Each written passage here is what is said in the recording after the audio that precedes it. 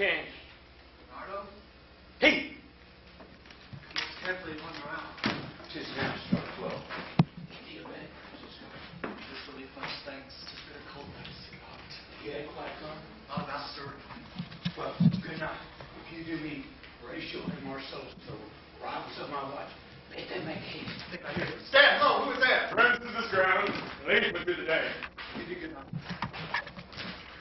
Hello, Bernardo. Welcome, Marcellus. Welcome, good Horatio. What is this thing appeared again tonight? I've seen nothing. Horatio says 'tis but our fantasy, and will not let belief take hold of him, touching this dreaded sight twice in the last. Touch, 'twill not appear. Sit down a while, and let us once again assail your ears that are so fortified against the story what we have tonight seen. Well, sit we down and let us hear Bernardo speak of this. Last night of all, when yon same star, this westward from the pole, had made his course to bloom that part of heaven where now it burns, Marcellus and myself, the bell, then peace breaking off. The innocent figures again. The innocent figure like the king is dead. Scholar, speak to me, Horatio. Looks it not like the king walking, Horatio? Most like it heralds me with fear and wonder. What he spoke to? Speak to it, Horatio. What art thou? That you serve this time of night? Put together with that fair and warlike form in which the majesty of very dead monk can sometimes walk. But by heaven, I charge thee, speak! It's offended. Say! Dick, stop so up. Speak! Speak! I charge thee, speak! How now, Rachel? You tremble and look pale. Is not this something more than fancy? My God, I might not disbelieve without a sensible and true avouch of mine own eyes. Is it not like the king, as thou art to thyself? Strange. Thus twice in Jupiter's dead hour, with martial stock, had it gone by our watch. What particular thought to work, I know not. The gross and scope of mine opinion has boded some strange eruption to our state. A mote it is to trouble the mind's eye. In the most high and haughty state of Rome, the little air, the mightiest trulies fell, the grey stood pitiless, and the sheeted dead did squeak and shiver in the Roman streets past stars, with trains of fire, dews of blood, disasters in the sun, and a moist star, upon whose influence Neptune's empire then was sick, almost at doomsday, with eclipse. Lo, behold, where it comes again. Stay, illusion. If thou hast any sound or use of voice, speak to me. If thou any good things be done that make thee to ease or grace to me, speak of it. Oh, speak! Thou hast afforded in thy life extorted treasure from the womb of earth, which they say you spirits oft walk in death. Speak of it! Stop it, Marcellus! Shall I strike it? You will not stand! Sit here. To there!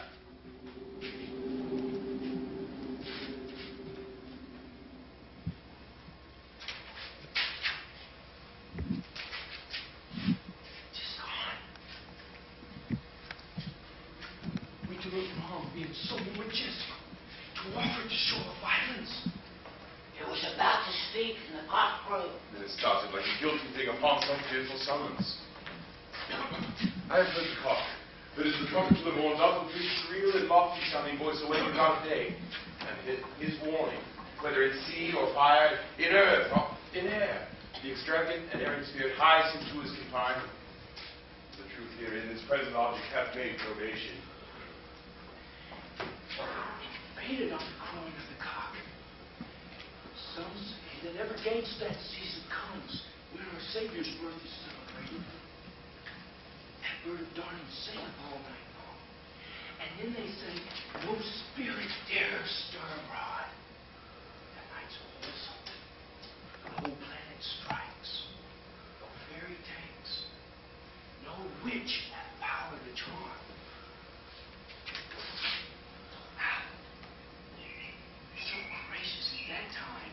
So have I heard, and do in part believe it. Look, the morn in russet mantle clad, walks over the blue of yon high eastward hill. But break me up my watch. By my advice, let us impart what we have seen tonight unto young Hamlet, for upon my life, this spirit down to us will speak with him. Let's do thy praying.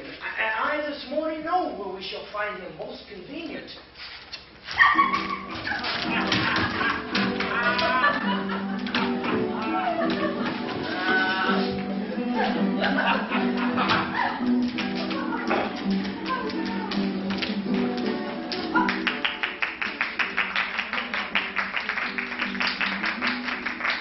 Look here from Hamlet, our dear brother's death.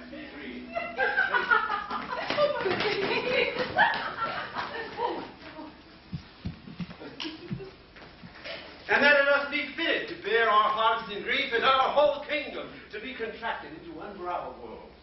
Yet so far hath discretion fought with nature, that we with wisest sorrow think on him,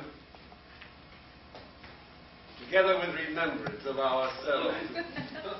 Therefore our sometime sister, now our queen.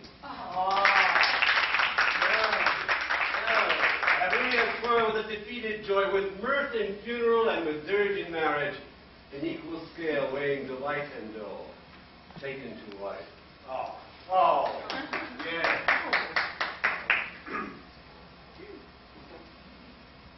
Nor have we herein barred your better wisdoms, which freely with this affair have gone along.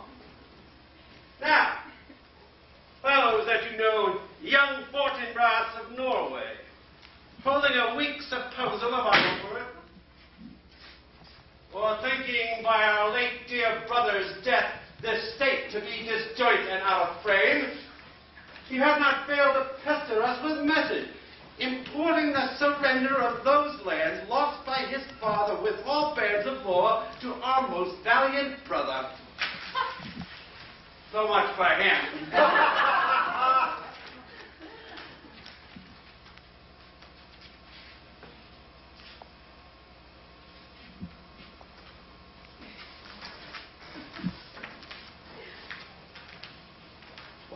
And now, Laertes, what news with you? You told us of some suit. What is it, Laertes? You cannot speak of reason to the Dane and lose your voice. My dreadful. Your leave and favor to return to France, for which so willingly I came to Denmark to show my duty in your coronation. Yet, now I must confess that, duty done, my thoughts and wishes bend again toward France. Have you your father's leave, but St. Polonius? Thou hast, my lord, wrung from me my slow leave by laborsome petition, and at last, upon his will, I sealed my heart consent. Take thy fair hour, Laertes, time be thine and thy best graces, spend it at thy will. And now, our cousin Hamlet and our son. A little more than kin and less than kind. How is it the clouds still hang on you? Not so, my lord. I am too much in the sun. Good Hamlet, cast thy knight's colour off, and let thy eye look like a friend upon Denmark. Do not forever with thy veiled lids seek for thy noble father in the dust. Thou know'st 'tis common, all that live must die, passing through nature to eternity. Aye, madam, it is common. It is thee. Why seems it so particular with thee? Seems, madam? Nay, it is. I know not seems. 'Tis not alone my inky cloak, good mother, nor customary suits of solemn black, nor windy suspiration of forced breath, no, nor the fruitful river in the eye, nor the dejected havior of the visage, together with all moods, forms, shapes of grief that can denote me truly. These indeed seem, for they are actions that a man might play, but I have that which passers show. These but the trappings and suits of woe. 'Tis sweet and commendable in your nature, Hamlet, to give these due to your father. But you must know your father lost a father, that father lost his. And to persever in obstinate condolement is a course of impious stubbornness. 'Tis unmanly grief. It shows a will most incorrect to heaven. 'Tis a fault against nature, a fault against the dead. To reason most absurd, whose common theme is death of fathers. We pray you, throw to earth this unprevailing woe and think of us as of a father. For let the world take note, you are the most immediate to our throne. And with no less nobility of love than that which dearest father bears his son, do I enforce toward you. Your intent on going back to school in Wittenberg is most retrograde to our desire. And we beseech you, bend you to remain here in the cheer and comfort of our eye, our chiefest courtier, our cousin, and our son. Let not her mother lose her prayer, Hamlet. I pray thee stay with us. Go not to Wittenberg. I shall in all my best obey you. Oh, 'tis a loving and a fair reply. Be as ourself in Denmark. Come, madam. This gentle and unforced accord to Hamlet's like smiling to my heart. Come, away.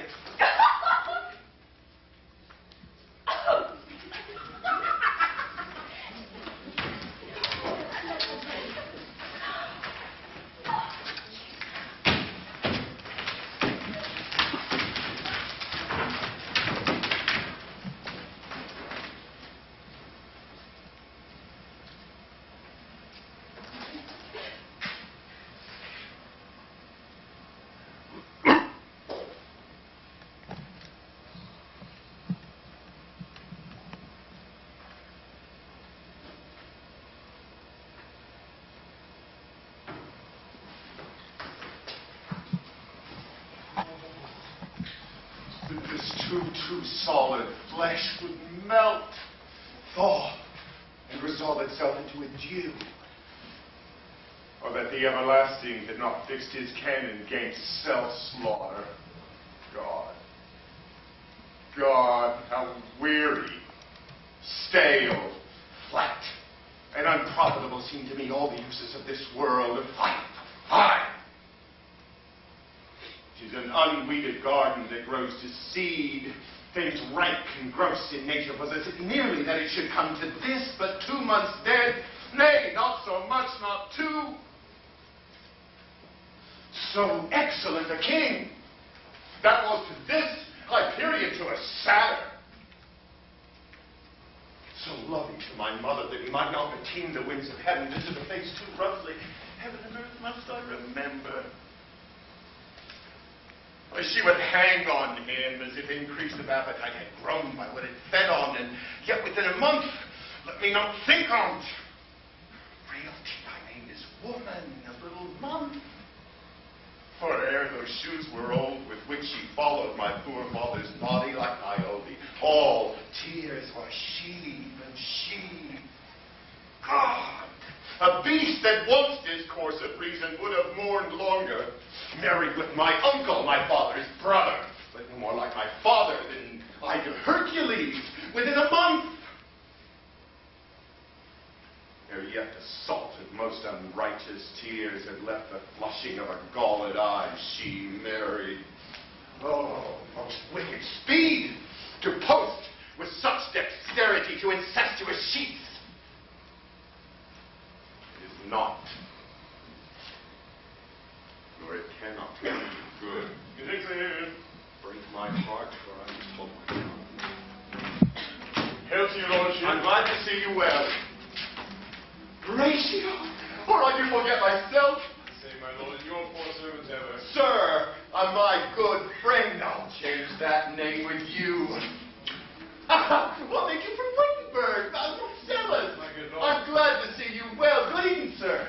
What did fate make you from Wittenberg? True disposition, good my lord. I know you are no truant. One more. We'll teach you to drink deep ere you depart. My lord, I came to see your father's funeral. Prithee, do not mock me, Horatio. I think it was to see my mother's wedding. Indeed, my lord, call it hard upon. Horatio. The funeral baked meats did coldly furnish forth the marriage tables. My father. What? Methinks I see my father. Where, my lord? My mind's eye, Horatio. My lord, we thought I saw him yesternight. Saw. Who? Oh, the king, your father. King. My father. Season your admiration for a while and attend here. God's love, let me hear. 2 nights together had these gentlemen, Marcellus and Bernardo, together on their watch in the dead waste in the middle of the night, been thus encountered. A spirit, much like your father, appeared before them. With solid march goes slow and stately by, whilst they, distilled almost to jelly with the active fear, stand dumb, speak not to him. This to me in dreadful secrecy upon they did, and I with them on the third night kept the watch. Where, as they had delivered them, their word made good, the apparition comes. I knew your father, Hamlet. These hands were not nor lying. Where was it? My lord, upon the platform where we watched. Well, did you not speak to it? My lord, I did, but answer they did not. It's very strange. I would have been there. Would have much amazed you. Very like. Very like. Hold you the watch tonight. We did, my lord. Our watch tonight. Perchance we'll walk again. I warrant it will. If it assume my noble father's person, I'll speak to it. Oh, hell itself should gape and bid me hold my peace. Now, I pray you all, if you have hitherto concealed this sight, let it be tenable in your silence still. I will requite your house. Now, fare you well. Upon the platform, twixt 11 and 12, I'll visit you. After these, your honor. Your love is mine to you. Now, farewell.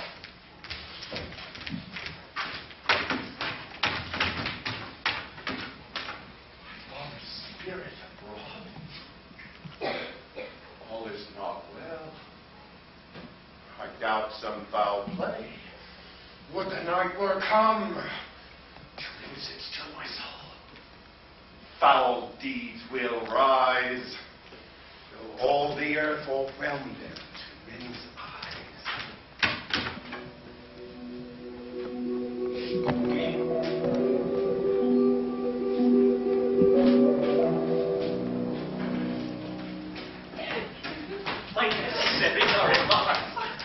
Farewell. And sister, do not sleep, but let me hear from you. Do you doubt that?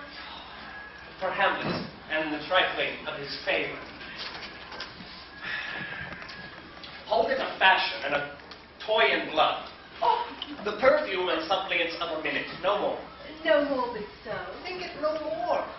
Perhaps he loves you now, but you must fear his greatness, weigh his will is not his own, for he himself is subject to his birth, and therefore must his choice be circumscribed unto the voice and yielding of the body whereof he is the head.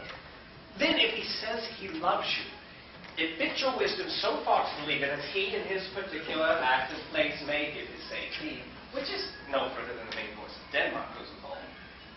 Then, wait what loss your honor may sustain, if with too crude an ear you list his songs, or lose your heart, or your chaste treasure open to his unmastered importunity. Fear it, Ophelia. Fear it, my dear sister. So keep you in the rear of your affection, out of the shot and danger of desire. Be wary then. Best safety lies in fear. Youth to itself rebels, though none else near. I shall the effect of this good lesson keep, as watchman to my heart. But good, my brother, do not, as some ungracious pastors do, show me the steep and thorny way to heaven, whilst himself like a puffed and restless libertine the primrose path of dalliance treads, and recks not his own Oh, breed. fear me not. Oh, stay too long. Oh, here my father comes. A double blessing is a double grace. Occasional smiles on his face. Yet hear, Laertes, aboard, poet, for shame. The wind sits in the shoulder of your sail, and you are stayed for. There, my blessing with thee, and these few precepts in thy memory. Look, thou character, give thy thoughts no tongue, nor any unproportioned tongue his act. Be thou familiar, but by no means vulgar.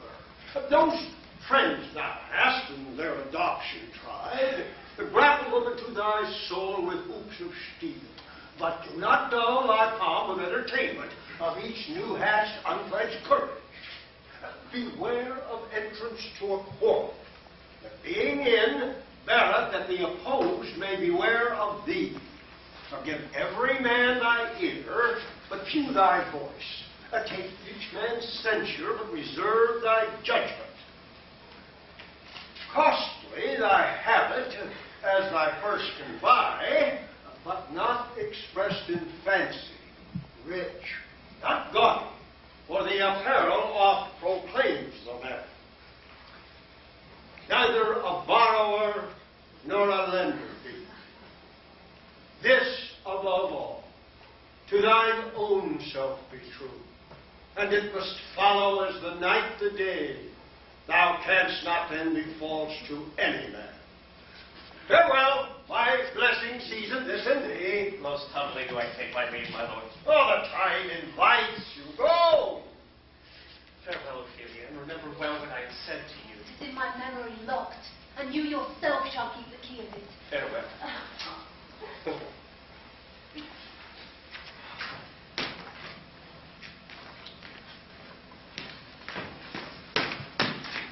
What is, Ophelia, he hath said to you? So please you. Something touching the Lord Hamlet. Ah, very well bethought. 'Tis told me he has very oft of late given private time to you, and you yourself have of your audience been most free and bounteous. What is between you? Give me up the truth. He hath, my lord, of late, made many tenders of his affection to me. Oh, affection! Oh, you speak like a green girl. Do you believe his tenders, as you call them? I do not know, my lord, what I should think. Well, Mary, I will teach you. Think yourself a baby that have tamed these tenders for true pay, which are not sterling. Tender yourself more dearly. Or, not to crack the wind of a poor phrase ringing as thus, you'll tender me a fool. My lord, he hath importuned me with love in honourable Oh, fashion. aye, fashion you may call it. Go to, go to. And given countenance to his speech, my lord, with almost all the holy vows of heaven. Aye, springes to catch woodcocks. How do you know? When the blood burns, how prodigal the soul lends the tongue vows. These blazes, daughter, you must not take for fire. This time be something scanter of your maiden presence. I would not, in plain terms, from this time forth, have you so slander any moment leisure as to give words or talk to the Lord Hamlet. Now look to it, I charge you, come your ways. I shall obey.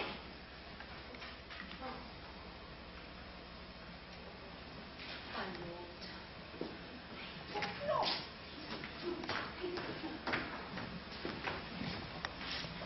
Now, give him his money and these notes, my Osric. I will, my lord. You will do marvelous wisely, good Osric, before to make inquiry of his behavior before you visit him. My lord, I didn't intend it. Ha ha! Very well said. Well said indeed. Now look, sir. Inquire me first what Danskers are in Paris and how they know my son. I take you as for some distant knowledge of him.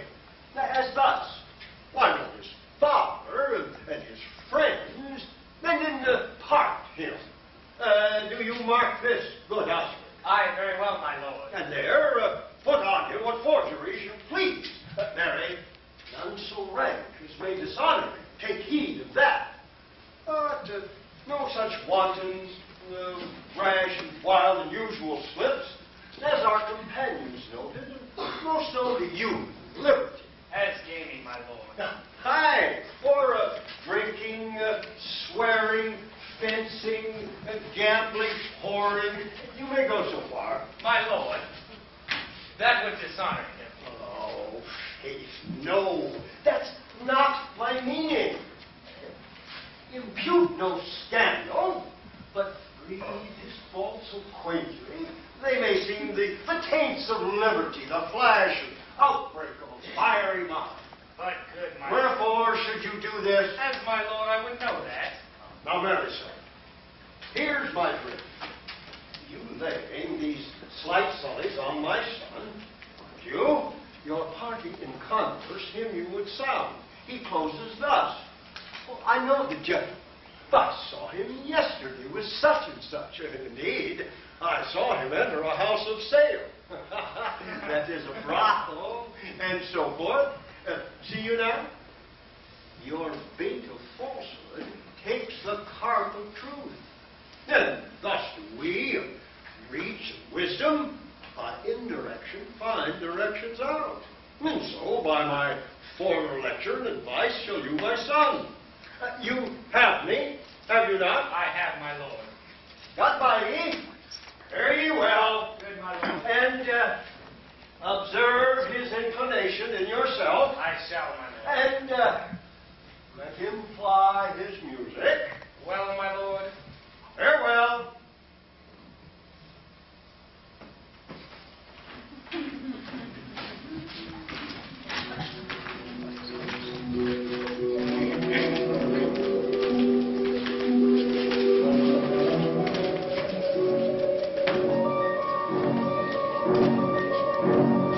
Air bites very shrewdly. Very cold. It is a nipping and an eager air. What hour now? I think it lacks a 12. No, it is stroke. Indeed, I heard it not. What does this mean, my lord? The king doth wait tonight and takes his rounds. And as he drains his draught to Rhenish down, the kettle drum and trumpet doth spray out the triumph of his pledge. Is it a custom? Aye, there is. But to my mind, it is a custom more honored in the breach than the observer.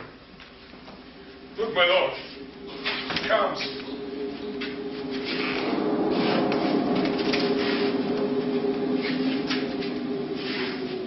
Angels and ministers of grace defend us. Thou a spirit of health or goblin damned, bring with thee airs from heaven or blast from hell.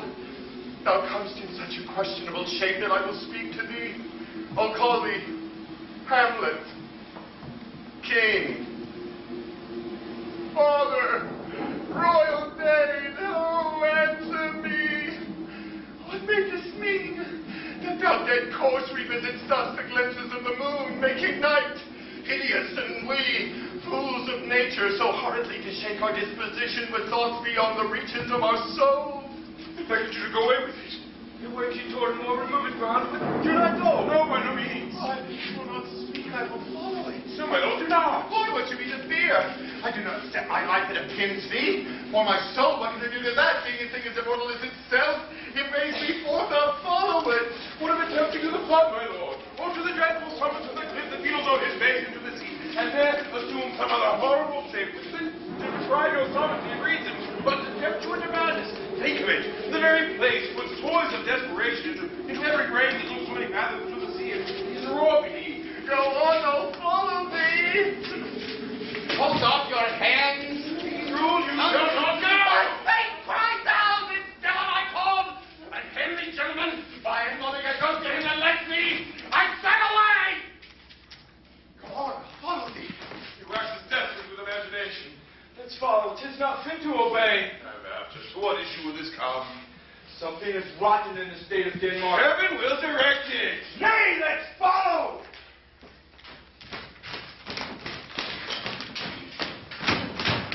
Whither wilt thou lead me? Speak, I'll go no further. Mark me.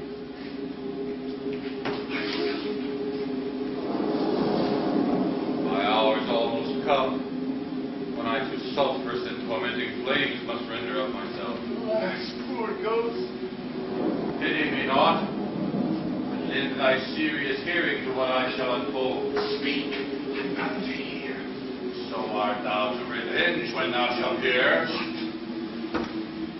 I am thy father's spirit, doomed for a certain term to walk the night, and by day confined to fast and fires, till the foul crimes done in my days of nature are burnt and purged away. List, oh list, if thou didst ever thy dear father love, God, revenge his foul and most unnatural murder. Murder most foul. As in the best it is, but this, most foul, strange and unnatural. Haste me to know that I with wings as swift as meditation or the thoughts of love may sweep to my revenge. I find the act. Now, Hamlet, here. Give a note. Sleeping in my orchard, a serpent stung me. Know thou, noble youth, the serpent that did sting thy father's life now wears his crown. Oh, my prophetic soul, my uncle. Aye, incestuous that adulterate beast, with witchcraft of his wit, with traitorous gifts. Oh, wicked witchcraft and gifts that have the power so to seduce. One to his shameful lust the will of my most seeming virtuous queen. Oh, Hamlet, what a falling off was there from me, whose love was of that dignity that it went hand in hand even with the vows I made to her in marriage. And to decline upon a wretch whose natural gifts were poor to those of mine. For soft, methinks I scent the morning air, brief let me be. While sleeping in the garden, my custom always of the afternoon, upon my secure hour thy uncle stole with juice of cursed Hebona in a vial, and in the porches of my ears did pour the leprous distilment. With effectful such enmity with blood of man that swift as quicksilver it courses through the natural gates and alleys of the body. Thus was I, sleeping, by a brother's hand, of light, of queen, of crown, at once dispatched. Oh, horrible! Oh, horrible! Most horrible. If thou hast nature in thee, bear it not. Let not the royal bed of Denmark be a couch for luxury and damned incest. Howsoever thou pursuest this act, keep not thy mind, nor let thy soul contrive against thy mother often. Leave her to heaven, and to those thorns that in her bosom lodge to prick and sting her. Fare thee well at once. Adieu.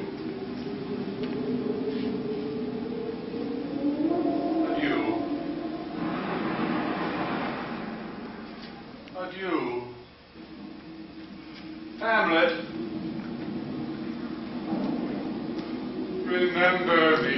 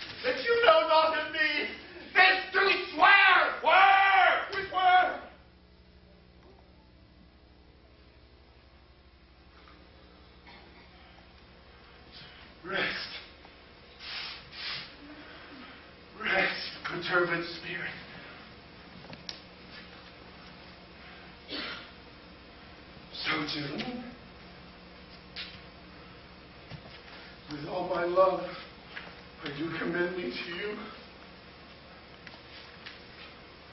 Let us go in together. And still, your fingers on your lips. The time is out of joint!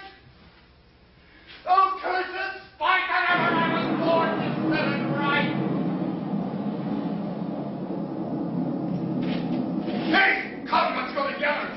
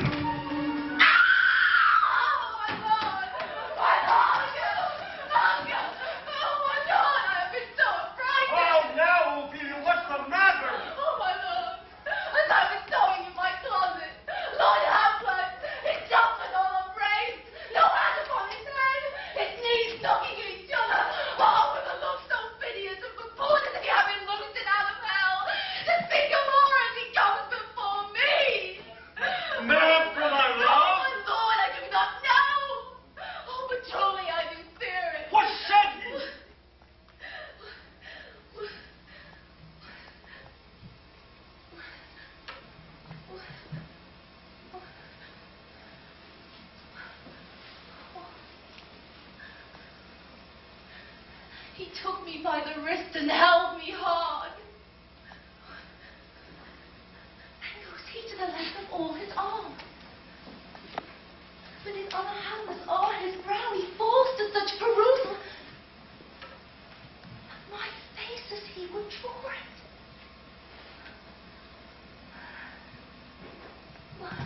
Well, long stayed he so. At last, a little shaking of mine arm, and thrice his head thus waving up and down, he raised a sigh so piteous and profound that it seemed to shatter all his bulk and end his being. That done, he lets me go. With his head o'er his shoulder turned, he seemed to find his way without his eyes. For out of doors he went without their help, and to the last vented their light.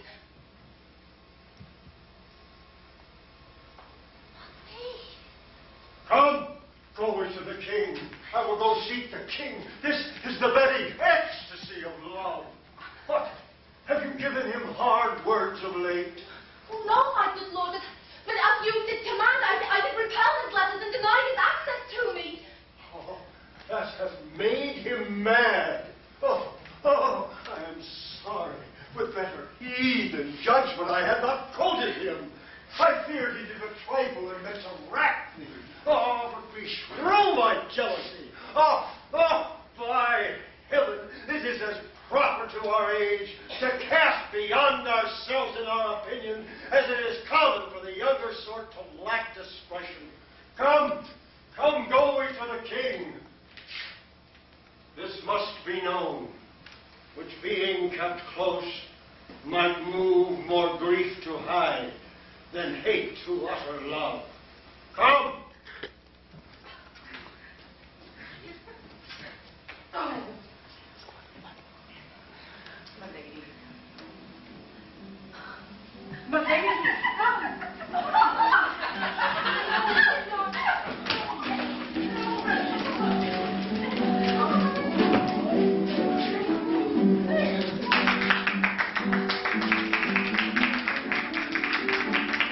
Welcome, dear Rosencrantz and Guildenstern. Moreover, that we much did long to see you. The need we had to use you did provoke our hasty sending.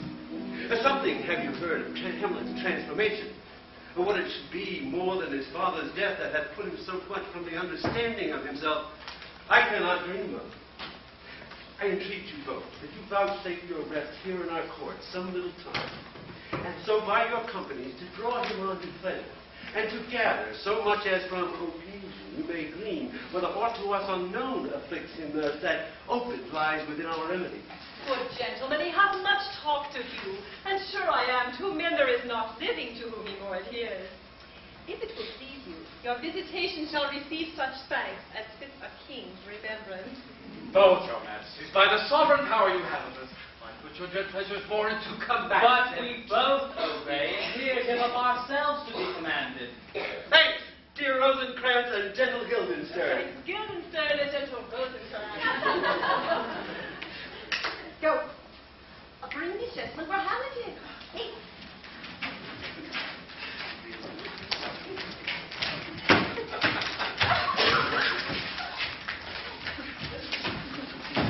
The ambassadors from Norway, my good lord, are joyfully returned.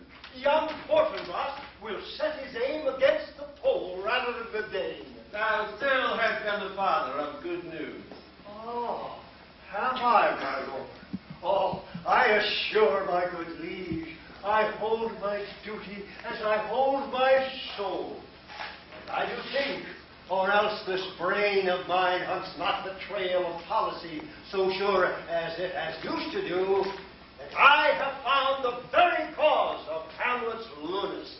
Oh, speak of that do I long to hear. He says, dear Gertrude, that he has found the head and source of all your son's distemper. I doubt it's no other but the main, his father's death, and our hasty marriage. Well, we will sit here. Proceed. We will attend. Ah, my liege, madam, to expostulate. What majesty should be, what duty is, why day is day, night, night, and time is time. We're nothing but to wait, night, day, and time. But therefore, since brevity is the soul of wit, and tediousness its limbs and outward flourishes, I will be brief. Your noble son is mad. Mad, call I it, for to define true madness, what is but to be nothing else but mad.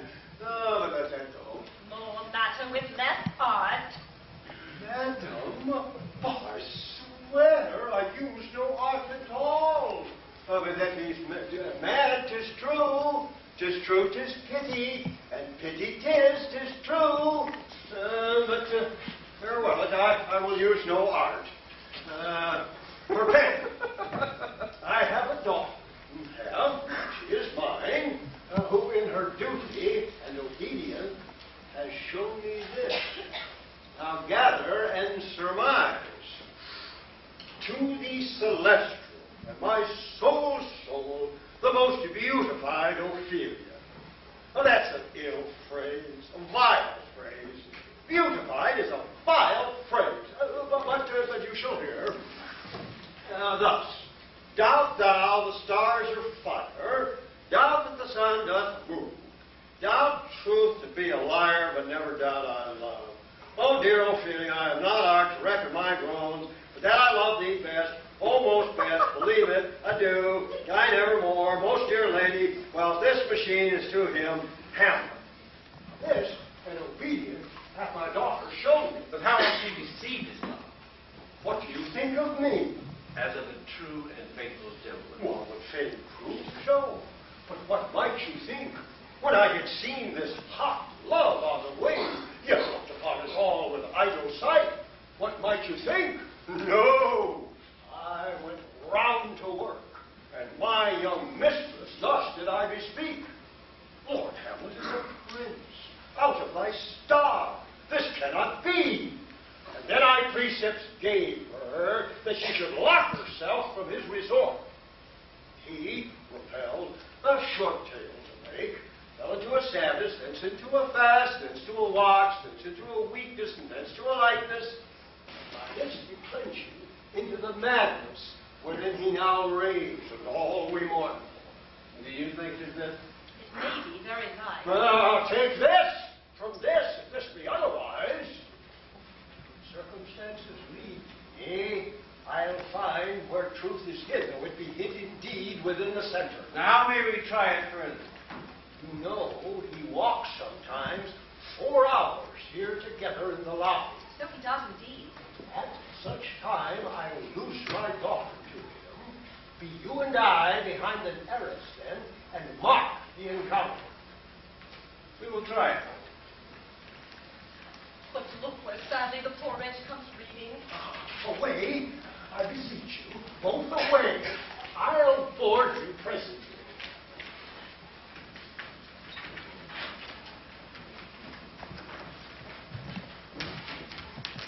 Oh, give me leave.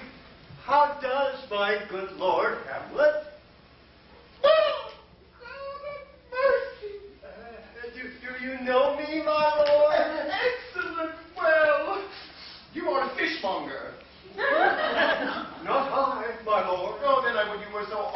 man. Honest, my lord? Aye, sir.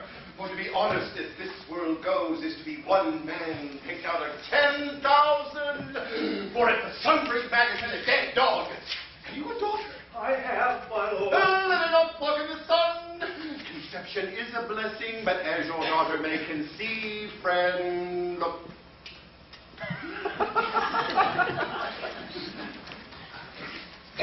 Saying that, still harping on my daughter. And yet, he knew me not at first, and said I was a fishmonger. Ah, he is far gone. What do you read, my lord? Word. What is the matter, my lord? Between who? I mean, the matter that you read, my lord. A slander, sir! For the satirical rogue says... Here! That old men have gray beards. Their faces are wrinkled. Their eyes purging the camera with plum tree young. That they have a plentiful lack of wit, together with most weak hands. For yourself, sir, shall grow as old as I am. If, like a crab, you could go backward.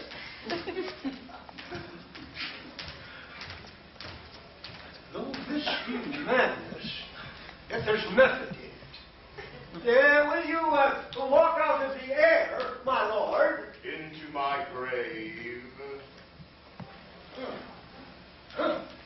Indeed, that's out of the air. How pregnant sometimes his replies are. A happiness that madness often hits on. I will leave him. My lord, I will take my leave of you. You cannot take anything from me that I will more willingly part with all, except my life. Except my life. You go to seek the Lord Hamlet? There he is. My honor, Lord. My most dear Lord. My excellent good friend. Oh. Silveros and Crescent, lads, how do you fall? Happy. Not over happy. Unfortunately, we're not the very button. Nor the solar soup? Neither, my lord. Oh, then you live about her waist or in the middle of her favor? Faith, her private queen. Oh, the most secret heart of fortune! Most true, she is a strumpet. But tell me, what will you deserve at fortune's hands that she sent you to prison hither? Prison, my lord. Sent to prison? Oh, did not so, my lord. Oh, then none this to you. For there is nothing, not even a matter makes it so to me as the prison. Ambition makes it one. 'Tis too narrow for your mind. Oh, God! I could be bounded in a nutshell and count myself the king of infinite space. Were it not that I have bad dreams. Shall we to the court? What I say, I cannot reason. We shall wait upon you, my lord. Oh, no such matter. What think you would help me? Oh, to visit you, my lord. No other occasion. Were you not sent for? Now, come. Be even and direct with me. Speak gently. What should we say, my lord? I know the king and queen have sent for you. To what end, my lord? That you must teach me. Now be even and direct with me.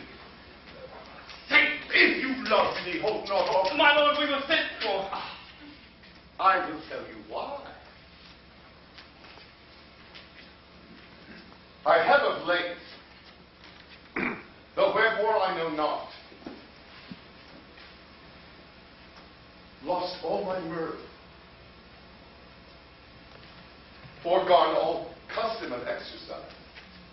Indeed, it goes so heavily with my disposition that this goodly frame, the earth, seems to me a sterile promontory. This excellent canopy, the air. Look you! This majestical roof never filled a smile. I appears to be nothing but petulant congregation of thinkers. What a piece of work is a man. How noble in reason, how infinite in faculty, in form and moving, how expressive, admirable in action, how like a god. But yet, to me, what is this quintessence? Dust.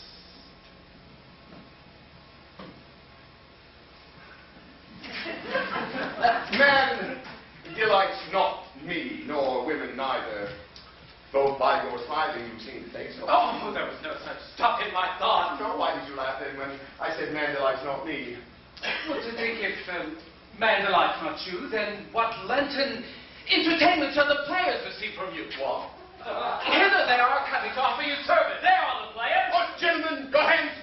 My uncle, father, and aunt mother are deceived. In what, my dear lord? I am mad at north-northwest. When the wind blows southerly, I know a hawk from a handsaw. Oh, be well requited, gentlemen. Oh, my lord, I have news to tell you. Oh, my lord, I have news to tell you. When Roscius was an actor in Rome, The actors are come hither, my lord. then came each actor on his act. Oh, the best actors in the world. Whether for tragedy, comedy, pastoral, history, historical, pastoral, tragical comedy, pastoral, historical, tragical comedy, comical, pastoral, historical. Oh, Jephthah, judge of Israel. What a treasure hadst thou. Well, what a treasure had he, my lord. Why? One fair daughter and no more, the which he loved passing well.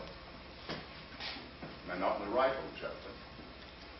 If you call me Jephthah, my lord, I have a daughter I love passing well. Now, but look! Where all the bridgemen come! Your burgomasters, welcome all! We'll lead to it like French falconers, to learn anything we see. Yeah, come.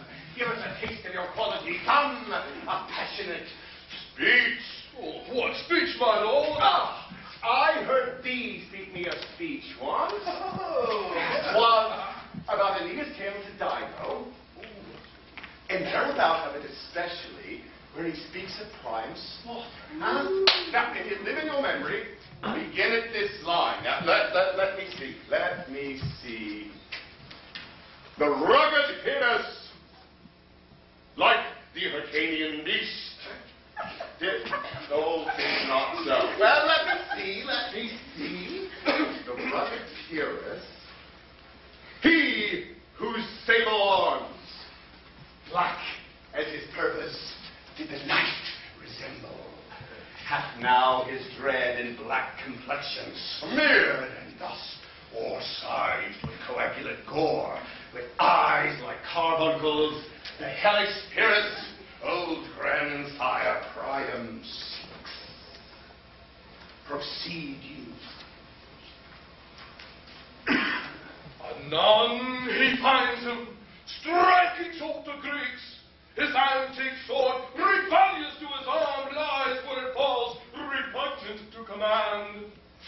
Unequal matched, Pyrrhus at prime drives, in rage strikes wide, but with whiff and wind of his fell sword, the unnerved father falls senseless Ilium. Seeming to feel this blow, stoops to his base and with hideous crash takes prisoner Pyrrhus' ear.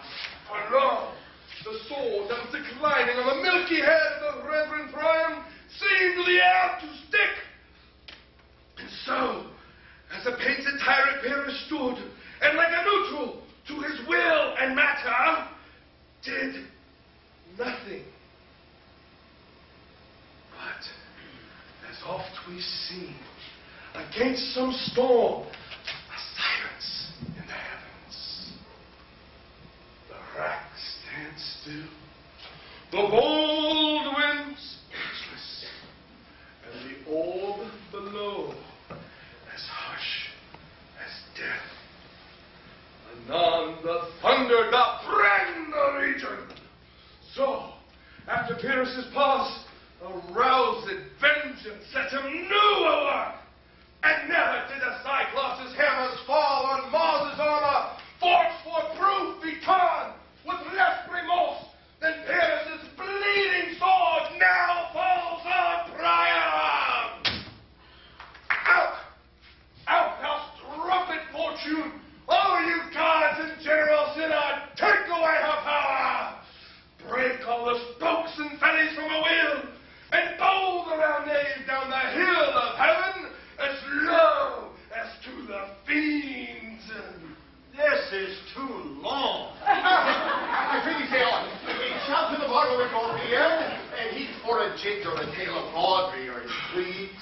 Phaon come to Hecuba. But who? Oh, woe has seen the moblet queen. Moblet queen. Oh, the moblet queen, that's good.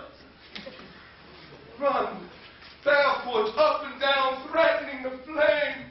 With Bissamra, a cloud about her head where the late Damian stood, and for a robe about her lank and old or-teended loins, a blanket, and the alarm of fear caught up. Against seasons, against fortune's state, what treason hath pronounced. But the gods themselves did see her then, when she saw Pyrrhus make malicious sport, and mincing with his sword her husband's limbs, the instant past of clamor that she made, lest things mortal not move them at all, would have made milch the burning eyes of heaven, and the passion in the gods. Look, whereas he hath not turned his color, and has tears in his eyes. Oh, prithee, let us stop.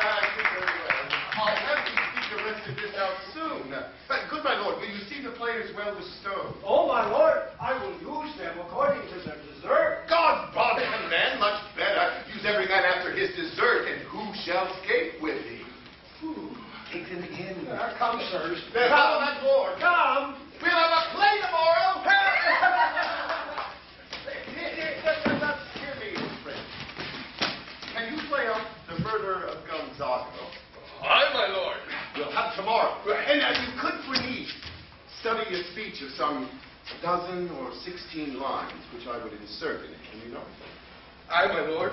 Follow that lord. And look you, mock him not.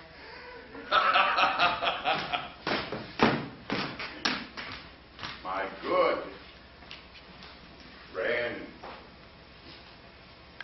you are welcome to Elsa. Good, my lord.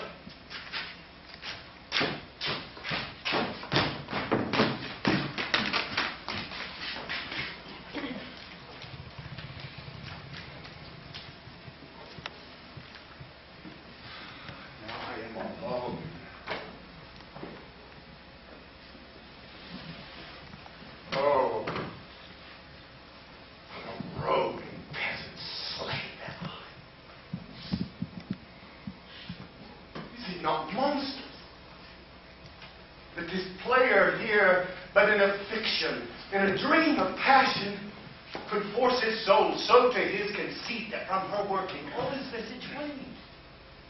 Tears in his eyes, distraction in his aspect, a broken voice, and his whole function suiting with forms to his conceited open. Nothing for Hecuba?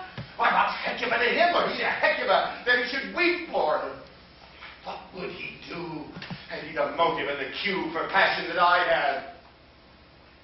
To drown the stage with tears and cleave the general ear with horrid speech, make mad the guilty and appall the free, confound the ignorant, and make indeed the very faculties of eyes and ears, yet I, a dull and muddy metals rascal, peak like German dreams, unpregnant of my cause and can't say nothing! No, not for a king, upon whose property and dear life a damned defeat was made. Am I a coward? Bloody villain! Remorseless, treacherous, lecherous, kindless villain!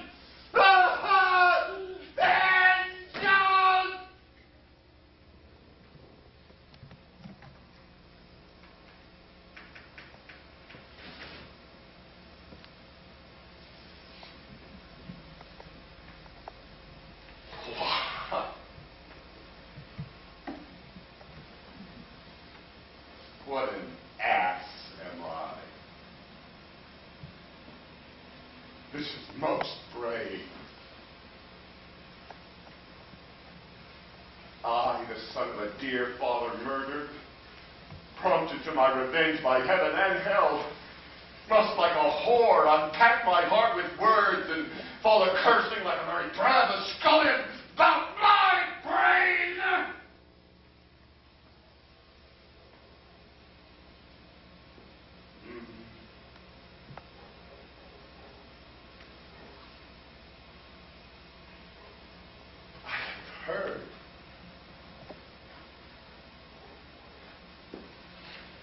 guilty creatures sitting at a play had, by the very cunning of the scene, been struck so to the soul that presently they have proclaimed their malefactions for murder, though it have no tongue, though speak with most miraculous organ. Why, these players play something like the murder of my father before mine uncle. I'll observe his looks. I'll tend him to the quick, and if he do blench, I'll know my course. The spirit that I have seen may be a devil, and the devil hath power to assume a pleasing shape, yea, and perhaps out of my weakness and my melancholy, as he is potent with such spirits, he abuses me to damn me. I'll have grounds more relative than this. The play's the sin, wherein I'll catch the conscience of the king.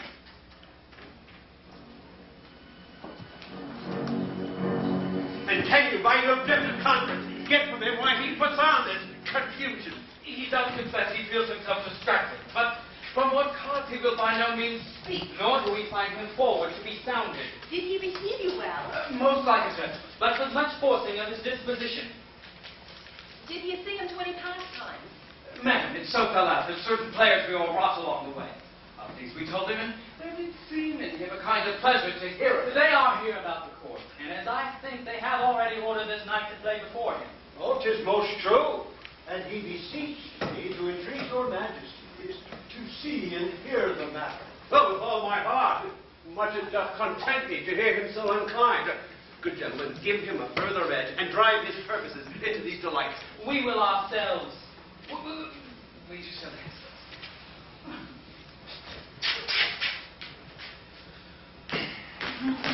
Three thirds will leave us, for we have closely sent Hamlet hither, and he were, as by accident, may hear a fund Ophelia.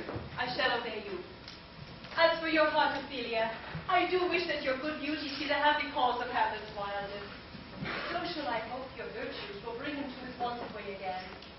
Both your honors.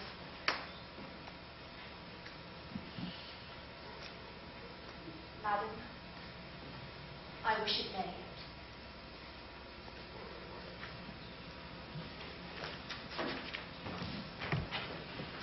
Ophelia, look you here.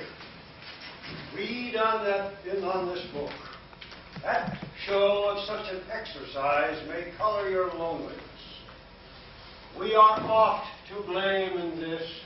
'Tis too much proved that when devotion's visage and pious action we do sugar o'er the devil himself. 'Tis true, true.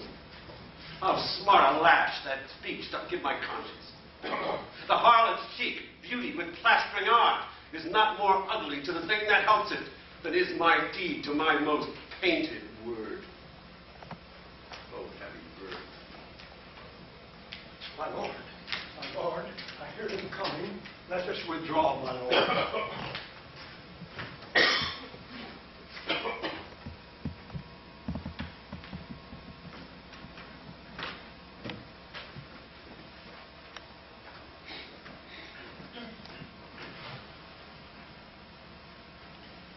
To be or not to be is the question. But it is nobler in the mind to suffer the slings and arrows of outrageous fortune, or to take arms against the sea of troubles of thy opposing enemy. To die. Sleep. More. I asleep. Say we end the heartache with thousand natural shocks that flesh is heir to. 'Tis a consummation devoutly to be wished, to die. Sleep. Sleep. Chance to dream, aye. There's the rub. For in that sleep of death, what dreams may come when we have shuffled off this mortal coil must give us. There's the respect calamity makes of so long life. Who would bear the whips and scorns of time? The oppressor's wrong, the proud man's contumely, pangs of despised love, the law's delay, the insolence of office, and the spurns, the patient merit of the unworthy takes when he himself might his quietest make with a bare body. Who follows there to grunt and sweat under a weary life, but then the dread of something after death, the undiscovered country, from whose bourne no traveler returns, puzzles the will, and makes us rather bear those ills we have than fly to others that we know not of. Thus, does conscience make cowards of us all? Yes. Is the native hue of resolution, sickly orbed with the pale cast of thought, and enterprises of great pitch and moment? With these regards, their currents turn awry and lose the name of action.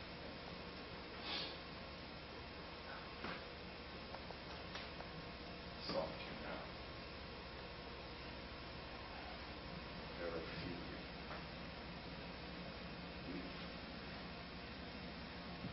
Thy orisons be all my sins remembered. My lord,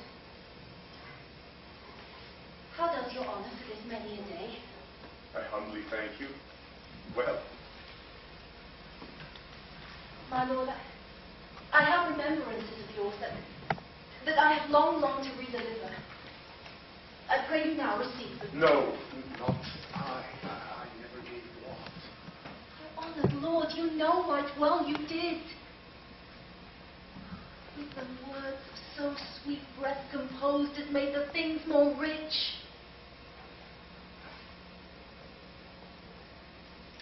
The perfume lost. Take these again. For to the noble mind which gifts wax poor and givers prove unkind there, my lord. Are you honest? My lord. Are you fair? What means your lordship? That if you be honest and fair, your honesty should admit no discourse to your beauty. Beauty, my lord, hath better discourse than with honesty. Aye, truly. For the power of beauty will sooner transform honesty from what it is into a bawd than the force of honesty can translate beauty into his likeness. It was sometime a paradox, but now the time gives it proof. I did love you once. Indeed, my lord, you made me believe so. Should not have believed me. I loved you not. Oh, I was the more deceived. Get into a nunnery. Why wouldst thou be a breeder of sinners? I myself am indifferent, honest, but yet I could accuse me of such things that it were better my mother had not borne me. I am very proud, revengeful, ambitious, with more offenses at my beck than I have thoughts to put them in, imagination to give them shape, or time to act them in. What should such fellows as I do crawling between earth and heaven? We are errant knaves all, believe none of us. Go thy ways to a nunnery. Where's your father? At home, my lord.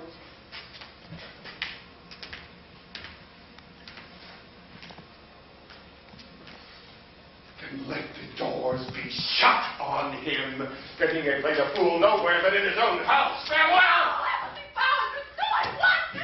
What if thou wilt marry? God give thee this plague for thy dowry. Be thou as chaste as ice, as pure as snow. Thou shalt not escape calumny. Go thy way to a nunnery. Or if thou wilt thee marry a fool, for wise men know well enough what monsters you make of them. God hath given you one face. You make yourself another. You jig, you animal. You list, go to. It hath made me mad. I say they'll have no more marriages. Let them that are married already, all but one shall live. The rest shall keep as they are. To a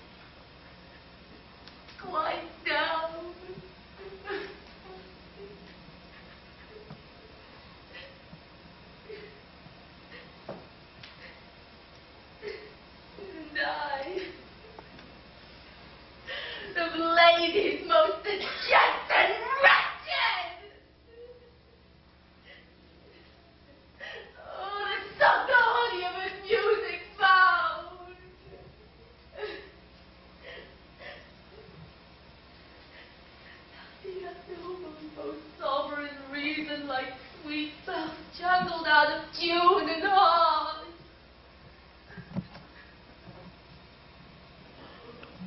Oh, it's me. Do I see what I have seen?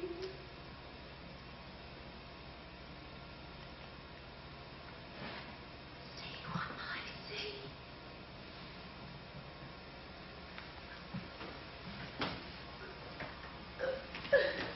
Now, his affection is not that way, Ken.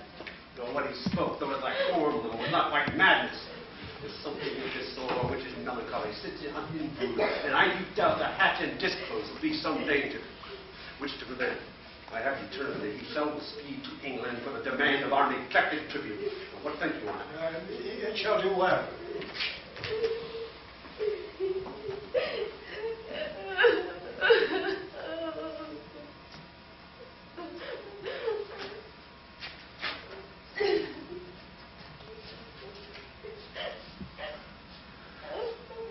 Oh, no.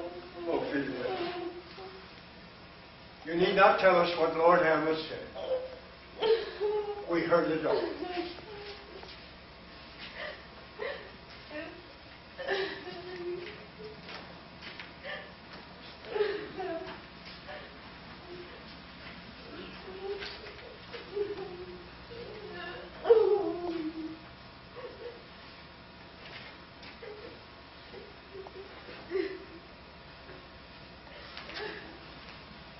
Hello. Do as you please. If you hold it fit, after the play, let his queen mother, all alone, entreat him to show his grief. Let her be round with him. I'll be placed, so please you, in the ear of all their conflicts. Shall we, sir? Madness in great ones must not unwanted go. The rugged Philip, he whose sable arms lack their purpose, did the knights resemble. Oh, this is too long.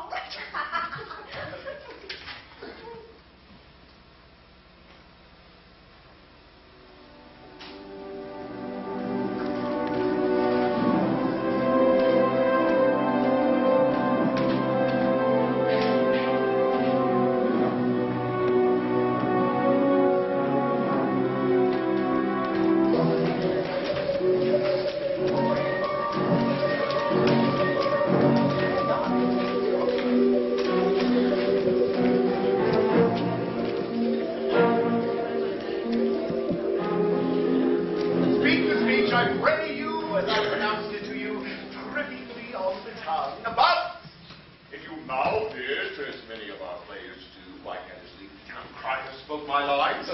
Nor do not saw the air too much with your hands, but use all gently, or in the very torrent, tempest, and as I may say, whirlwind of your passion, you must acquire and beget a temperance that may give it smooth. Oh, I warrant your honor. Be not too tame neither, but let your own discretion be your tutor. Suit the action to the word to the action, with this special observance, that you o'erstep not the modesty of nature, for anything so o'erdone is from the purpose of playing, whose end, both at the first and now, was and is, to hold as 'twere the mirror up to nature, to show virtue her own feature, scorn her own image, and the very age and body of the time his form and pressure. Oh, I hope we have reformed that indifferently with us. Oh, reform it altogether. Go, make you ready. Now, my lord, will the king hear this piece of work? And the queen, too, and presently. Bid the players make haste.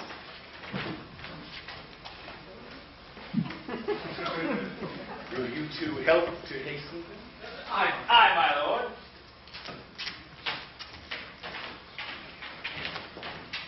What ho, Dear my lord, at your service. Horatio, thou art e'en as just a man as there were conversation so withal. My dear lord. Do not think I flatter. There is a play tonight before the king. One scene that comes very near the circumstance which I have told thee of my father's death. Pray thee, when thou seest that act afoot, observe my uncle. Give him heedful note, for I mine eyes will rivet to his face, and after we will both our judgments join in censure of his seeming. Well, my lord, if he still on whilst the play is played, escape detection, I shall pay the debt. They're coming to the play. I must be idle. Get your place.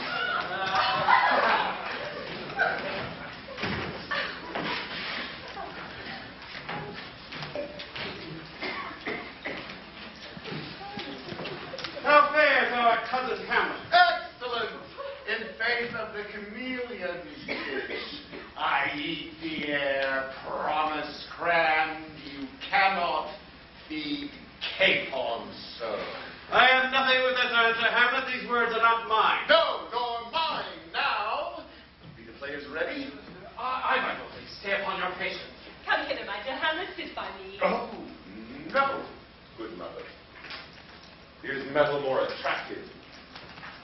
You heart that? Lady, shall I lie in your lap? No, my lord. No, I mean my head up on your lap. Aye, my lord. Did you think I meant country I matters? think nothing, my lord. Is it their fault to lie between mates? What is, my lord? You are merry, my lord. Who? I, my lord. How adorably, jig maker. For what should men do but be merry? But look you, how cheerfully my mother looks, and my father died within 2 hours. My lord, 'tis twice 2 months. So long? Nay, let the devil wear black, for I'll have a suit of sables. Oh, heavens, die within 2 months, and not forgotten yet.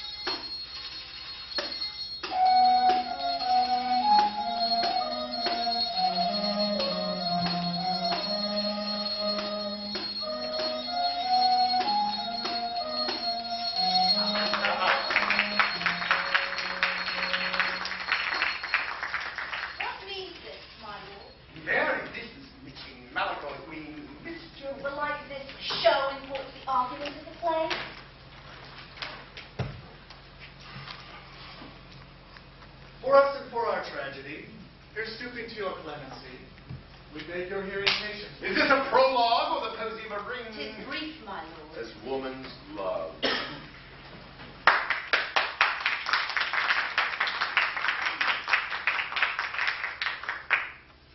Full 30 years has Phoebus' cart gone round, Neptune's salt wash, and Tillers orbed ground, and 30 dozen moons with borrowed sheen about the world have times 1230s been, since love our hearts, and Hymen did our hands unite commutual, most sacred bands.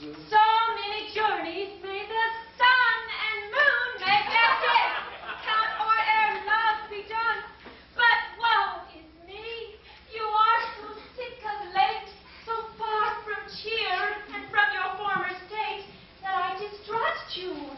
Yet, though I distrust, discomfort you, my lord, it nothing must. For woman's love and fear holds quantity, and neither aught nor in extremity. Now what my love is, proof hath made you know. And so my love is sized, my fear is so. Where love is great, the little its doubts are feared. Where little fears grow great, great love grows fair. Faith, I must leave thee, and shortly too. My operant powers there's needs to do. But thou shalt live in this fair world. Honored, beloved, and happily one as kind, for husband shalt thou. Oh, confound the rest! Such love must needs be treason in my breast. In second husband, let me be accursed. None wed the second, but who killed the first? Now that's wormwood.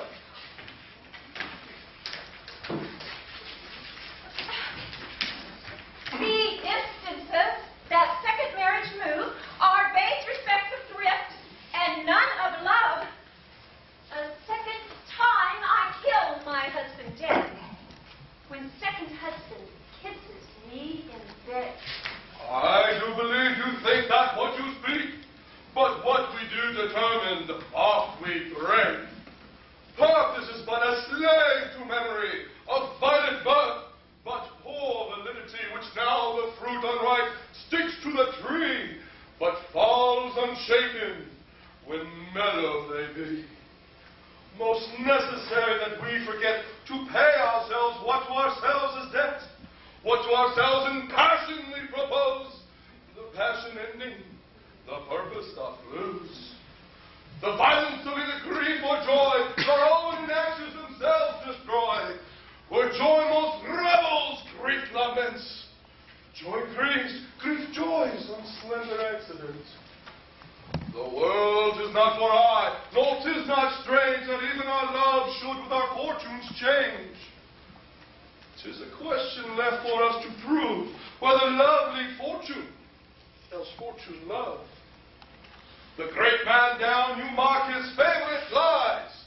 The poor advance that makes friends of his enemy. In his road doth love on fortune tend, for who not needs shall never lack a friend. And who in want a hollow friend doth try, directly seasons him his enemy. But orderly to end what I have begun, our wills and fates do so contrary run. Our devices there are overthrown. Our thoughts are ours, but their ends none our own. So think thou wilt no second husband wed, but die thy thoughts when thy first lord is dead. Nor earth to give me food, nor heaven like sport, and repose locked from me day and night. To desperation turn my trust and hope, and anchors cheer in prison be my scope. Each opposite that blanks the face of joy, meet what I will have and it destroy. Both here and henceforth pursue me lasting strife, if once a widow ever I be a wife. Oh, 'tis deeply sworn, sweet, but leave me here a while. My spirit grows faint and dull, and I would beguile the tedious day with sleep. Sleep, rock, thy grace, and never come mischance between us twain. Lady, how like you to play? The lady doth protest too much need be. Oh, but you keep your word. Have you heard the argument? Is there no offense in it? No, they do it. Yes, I think I pointed it. Just there's no offense in the world. What do you call the play? The Mouse Trap. Ah, this is from Luciana's nephew to the king. You are as good as a chorus, my lord. I could interpret between you and your love if I could see the puppet stallion. You are keen, my lord, you are It keen. would cost you a groaning to take off my net. Show better and worse. So you mistake your husband. Begin, murderer! Thoughts black, hands apt, drugs fit.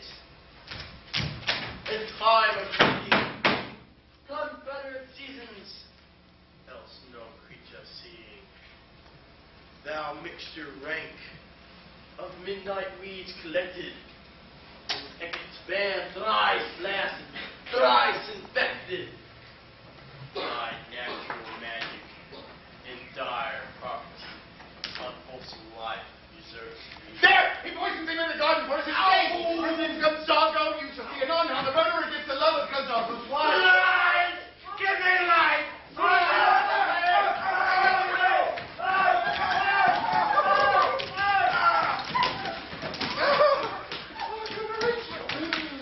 Takes a ghost's word for £1,000. Disreceived. Very well, my lord. Oh, and they talk of poisoning. And very well, then. Come, some music. Y'all the recorders. Good, my lord, vouchsafe me a word with you. Oh, history. The king, sir. Aye, sir, well, I mean. He's in his retirement, marvelous distemper. With drink, sir. No, my lord, rather with choler. Your wisdom should show itself more richer to signify this to his doctor, for me to put him to his purgation would perhaps plunge him into more choler. The queen, your mother, in most great affliction of spirit, hath sent me to you. She desires to speak with you in her bedchamber ere you go to bed. Oh, we shall obey, for she can tithe our mother. Have you any further trade with us? My lord, you once did love me. And do still. Buying stickers and stealers. My lord, what is the cause of your distemper? Surely you bar the door on your own liberty if you deny your griefs to a friend.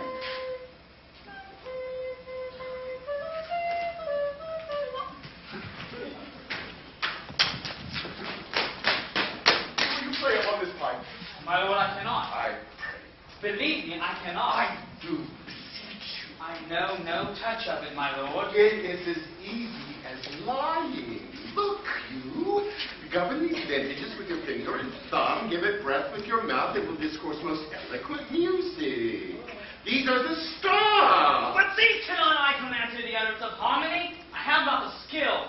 Look, you now. What an unworthy thing you make of me. You would play upon me. You would seem to know my stops. You would pluck out the heart of my mystery, sound me from my lowest note to the top of my compass. And there is much music, excellent voice in this little organ, yet cannot you make it speak? That's blood! You think I am easier played upon than a pipe? You call me what instrument you will, though you can fret me. You cannot play upon me. God bless you, sir. The Queen will talk to you presently. Oh, do you see yonder cloud that's almost in shape of a camel? Oh, dear. Well, by the mast, it's like a camel indeed. Or like a weasel? Oh, it's backed like a weasel. Or a whale? Oh, very like a whale. I will come to my mother by and by. I will say so. By and by is easily said.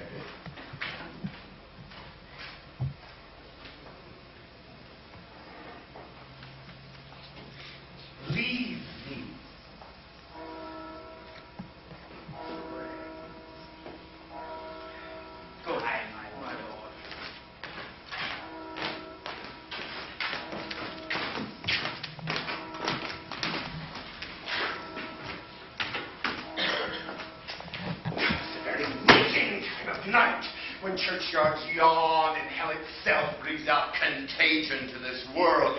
Now, could I drink hot blood and do such bitter business as this day would quake to look on?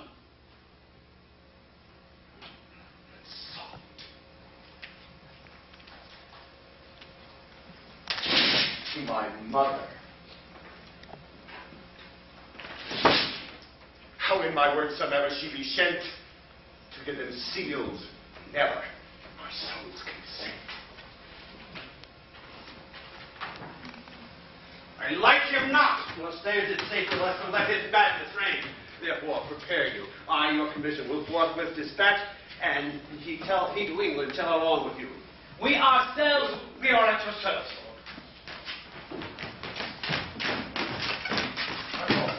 My lord, he's going to his mother's closet. Behind the arras, I'll convey myself to hear the process. Fare you well, my liege. I'll call upon you ere you go to sleep and tell you what I know. Thank you, my lord.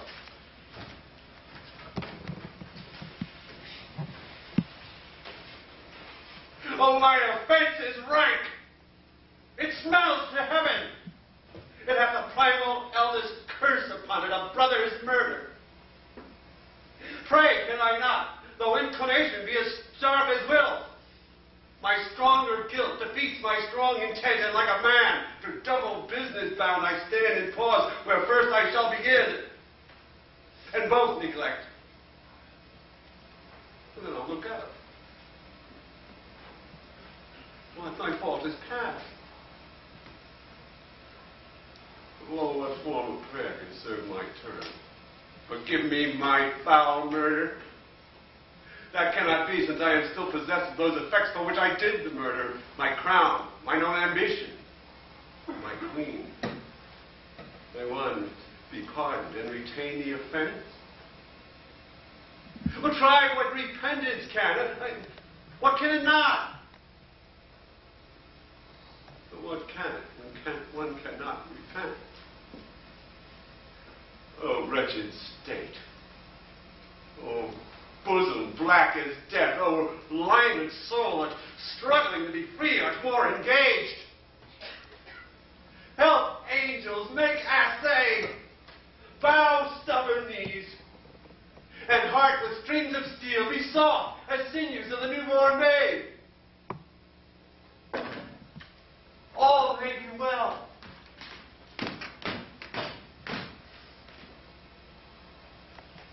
Now I'll do it, Pat. Now he is a-praying, and now I'll do it. So he goes to heaven, and so I am revenged.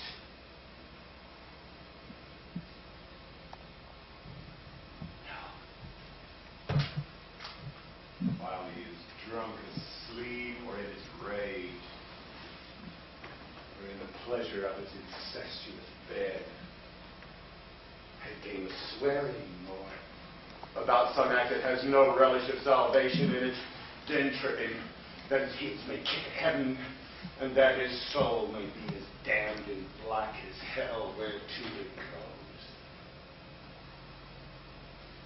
My mother stayed. This physic but prolongs thy sickly day.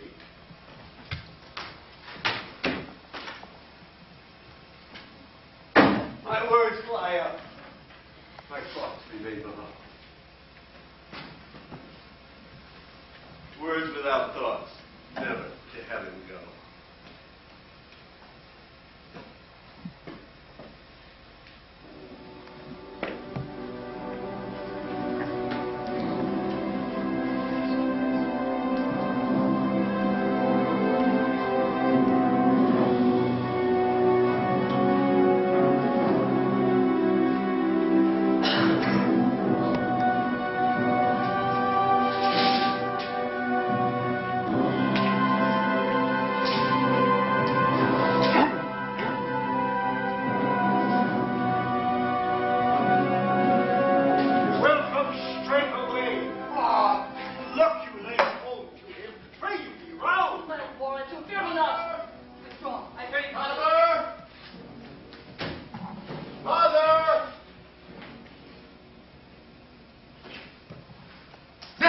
Mother, what's the matter? Hamlet, thou hast thy father much offended. Mother, you have my father much offended. Come, you answer with an idle tongue. Go, go, you question with a wicked tongue. How, Hamlet? What's the matter now? Thou forgot me. No, by the rood, not so. You are the queen, your husband's brother's wife, and would it were not so, you are my mother. Then I'll set those to you that fancy. Nay, set you down. You shall not go. You budge not until I set you up a mirror where you may see the inmost part of you. You, they'll not murder me.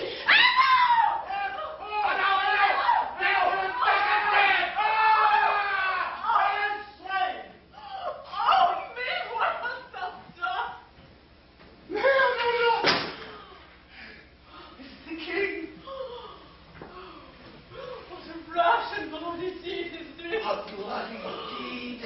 Almost as bad, good mother, as kill a king and marry with his brother. I'll kill the king. Aye, lady, it was my word.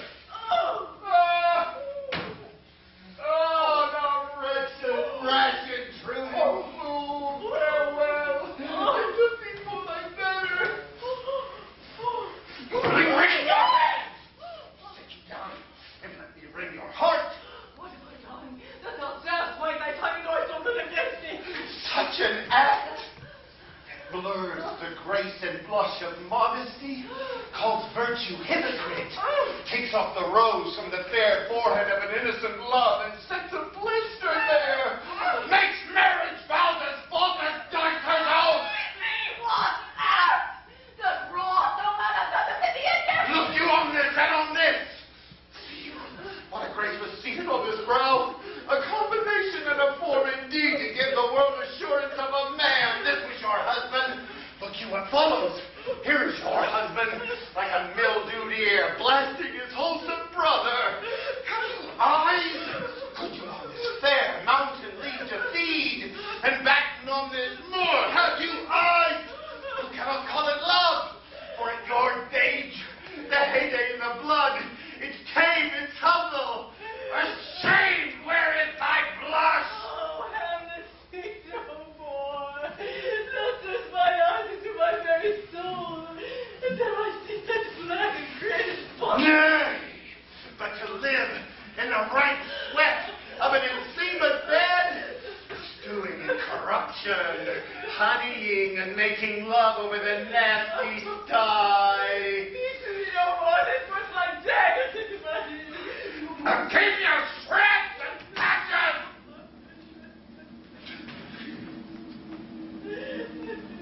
Save me! With your wings, you heavenly guards! What would your gracious leader? Do you not, your tardy son, come to try? Oh, save! Do not forget. Visitation is but to whet thy almost blunted purpose. Look, amazement on thy mother sits.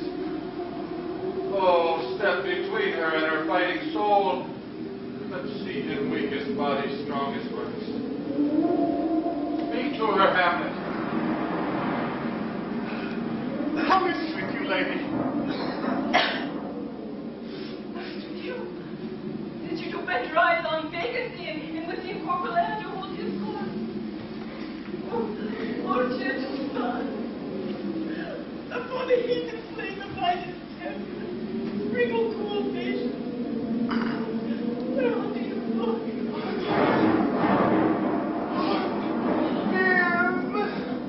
Look you how pale he glares. His cause and form conjoined, preaching to stones to make them capable. Do not look upon me, lest with this piteous action you convert my stern effects. Then what I have to do will want true color, tears, perchance for blood. Whom you speak then? Do you see nothing there? No, nothing at all. Yet all it is I see. No, do you nothing here? Look, he lives. As my father in his habit as he lives. This is the very coinage of your brain. This void of creation essence.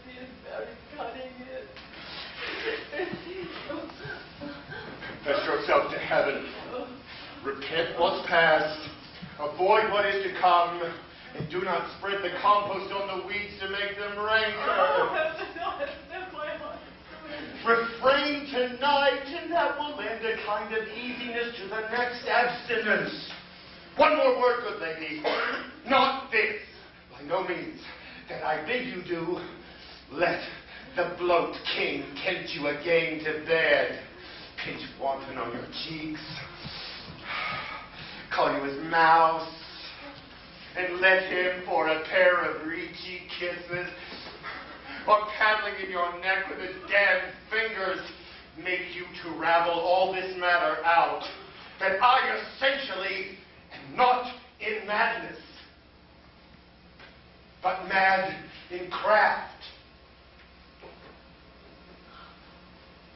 Thou should. His words be made of breath and breath of life. I have no life to breathe what thou hast said to me. I must to England. Do you know that? That I had forgotten. It's a conclusion. Let us see it. And my two friends, whom I will trust as I will adders fanged, they bear the mandate. They must marshal me to knavery and sweep my way to revenge. But I will blow one yard in their minds and blow them at the moon. This man shall set me packing, unlike the guts into the neighbor room. Good night,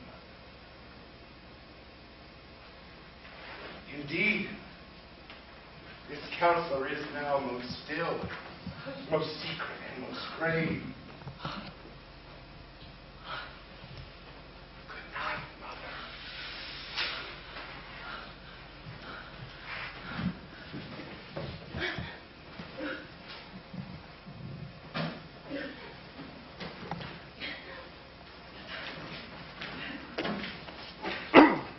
Where's your son? Dear Lord, what I have seen tonight. What? How does Hamlet? Mad, as the wind and sea when both contend, which is the mightier. It is Lawless pit, behind the arras heard something stir, whips out his dagger, tries to rat the rat, and in this fiendish apprehension kills the unseen good old man. Oh, heavy deed. It had been so with us had we been there. His liberty is full of threats to all. To you yourself, to us, to everyone. Where's he gone? To draw upon the body he hath killed. Gertrude. Good gentlemen, both. Join with further aid. Hamlet and Madness had Polonius slain, and come as well as closet, draw on the body. Go. I tell you hasten this. Go, Gertrude, come. Well, come away. My soul is full of discord and dismay.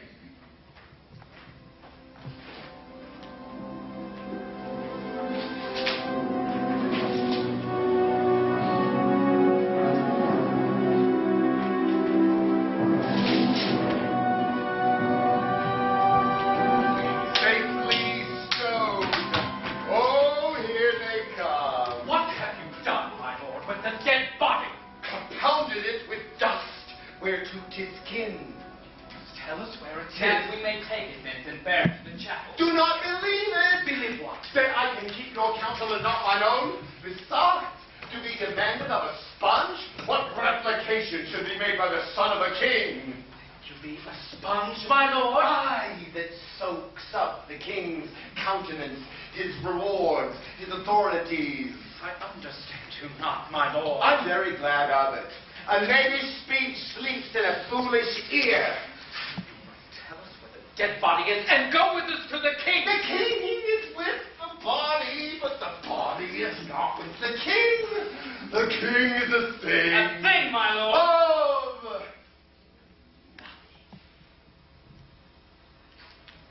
Bring me to it. I have sent to seek him and to find the body. How dangerous is it that this man goes loose? Yet we must not put no strong law upon him. His love, his distracting multitude. They are all smooth and even. This sudden sending him away must seem deliberate pause. Now, what has befallen? Where the dead body is bestowed, my lord, we can by no means get from him. But where is he? Without, my lord, guarded to know your pleasure. Bring him before us. Ho! Bring in the Lord. Now, Hamlet, where's Polonius? At supper. At supper? Where? Well, not where he eats, but where he is eaten. A certain convocation of politic worms is feeding at him. Your worm is your only emperor for diet. I mean, we foul creatures else to fat ourselves, we fat ourselves from maggots. Your fat king and your lean beggar is but variable service are 2 dishes but to 1 table. That's the end. A man may fish with the worm that hath eaten a king, and then eat of that fish that hath fed on that worm. What dost thou mean by that? Nothing. Except to show you how a king may go a progress through the guts of a beggar. Where is Polonius? In heaven, sent thither to see. If your messenger find him not there, seek him in the other place yourself. But if you find him not within a month, you shall nose him as you go up the stairs into the walk. Go, seek him there. He'll stay until you come. Hamlet, for that which thou hast done, we must send thee hence with fiery quickness. Therefore, prepare thyself for England. For England? Aye, Hamlet. Good. So is it, if thou knewest our purposes. I see a cherub that sees them. For England. Farewell. Dear mother.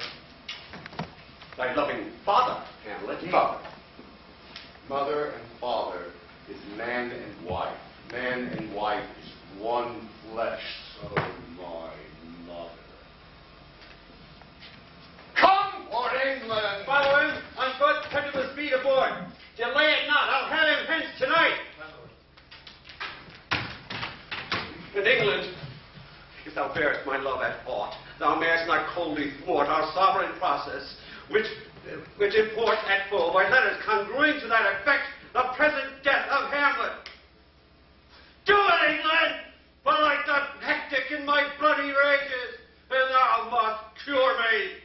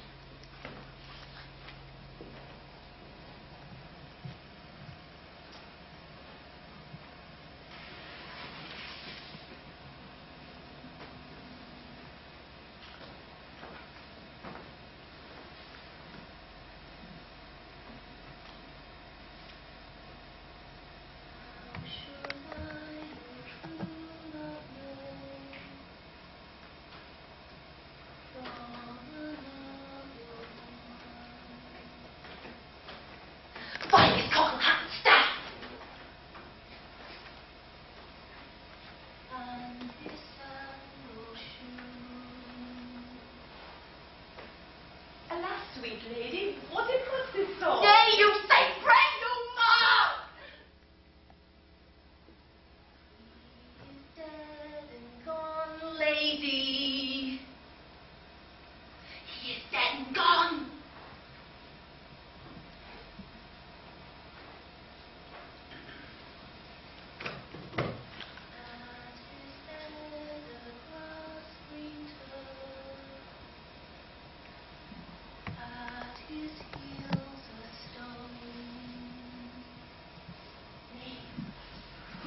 You say pray no more!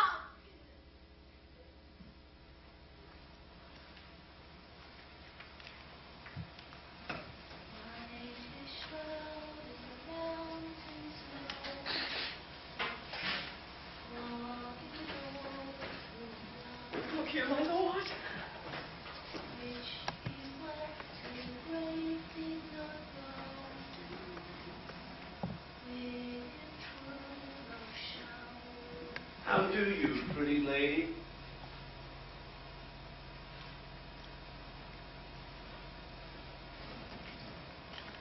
Well, God you.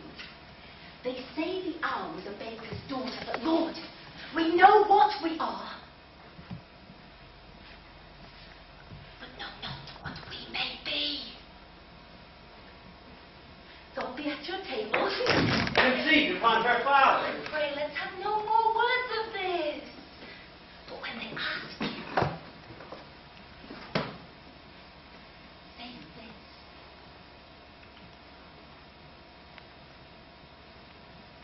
Tomorrow is St. Valentine's Day. All in the morning the time. And I am made at your window to be your Valentine.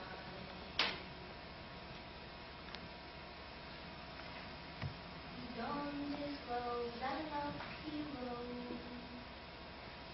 Unlocked the chamber door. Letter made. Set out and made. Never depart before. Pretty old You see, Lord, I'll make an end of. By this and by the charity. Alack and fight for shame!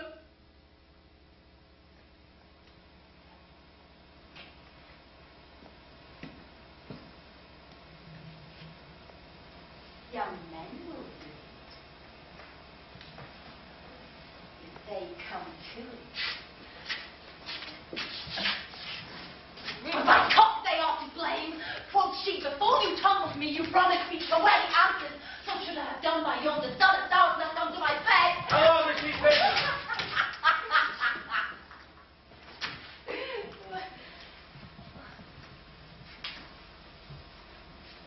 Well, I hope all will be well. But we must be patient. But I cannot choose but weep. To think they would lay him in the cold ground. My brother shall know of it!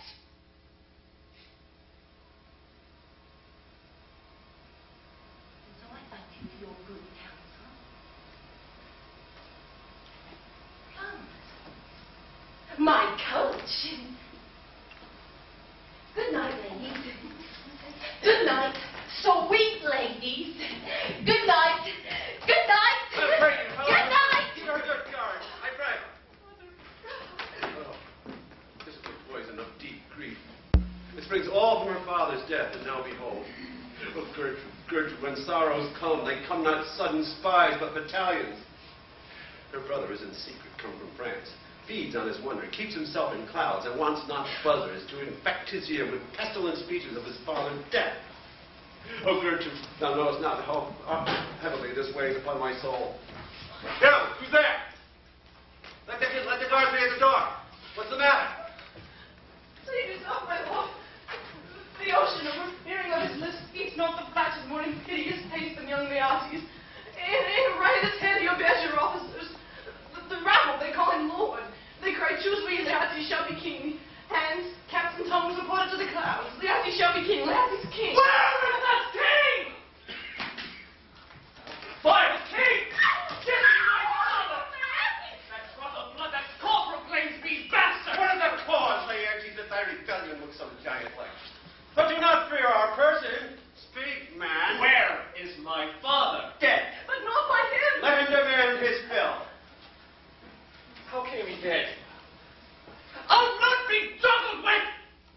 My dear damnation! To this point I stand where comfort comes only I'll be revenged most cruelly for my father, who shall stay you. My will, not all the world's. Good Laertes, if you desire the certainty of your father, is it rich in your revenge that Sloop's Day you draw both friend and foe, winner and loser? None but his enemies. Will you know them then? To his good friends thus wide I'll look my arms. Why, there you speak like a good son and a true gentleman. That I am guiltless of your father's death, and am most sensibly in grief for it, it shall as level to your judgment peer as Stay just to your eyes.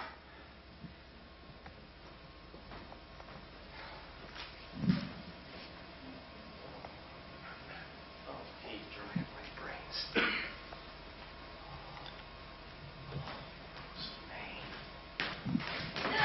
Dear maid.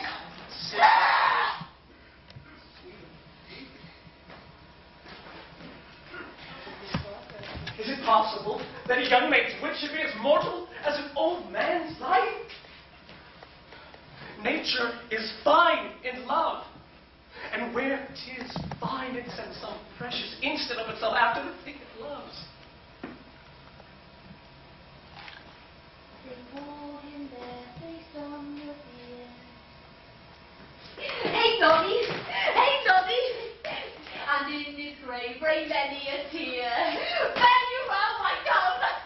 Well, I wish that this was my revenge it could not move us. Oh, sing it down! And call him a downer! Oh, how the wheel becomes it! It is the false steward that stole his master's daughters. Nothing's more than mad.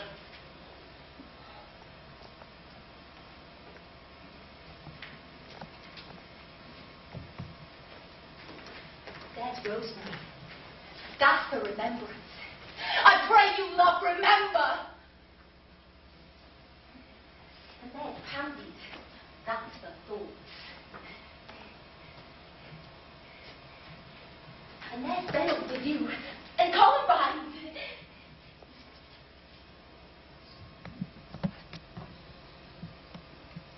And there's Rue for you. And here's some for me. We may call it her the grace of Sundays. Oh, you must wear your robe with a stiff front!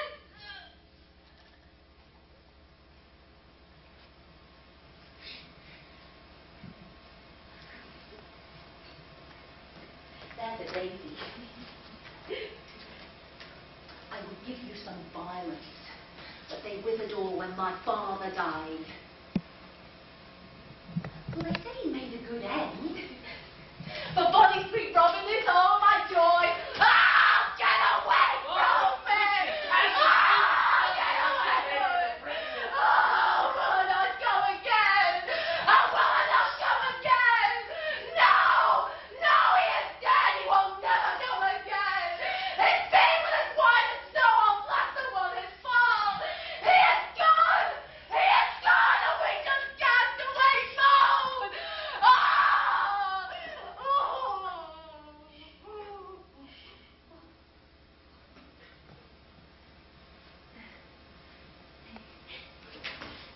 God have mercy on his soul. And on all Christian souls. I God. God by you.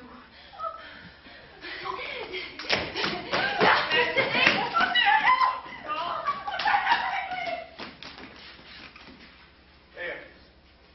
I must commune with your grief, or you deny me right. Now go you around. Make choice of whom your wisest friend you will, and they shall hear and judge twixt you and me. Let this be so. His means of death, his obscure funeral cry to be heard as poured from heaven to earth, that I must call it in question. So you shall. And where the offense is, let the great axe fall. I pray, go in with me.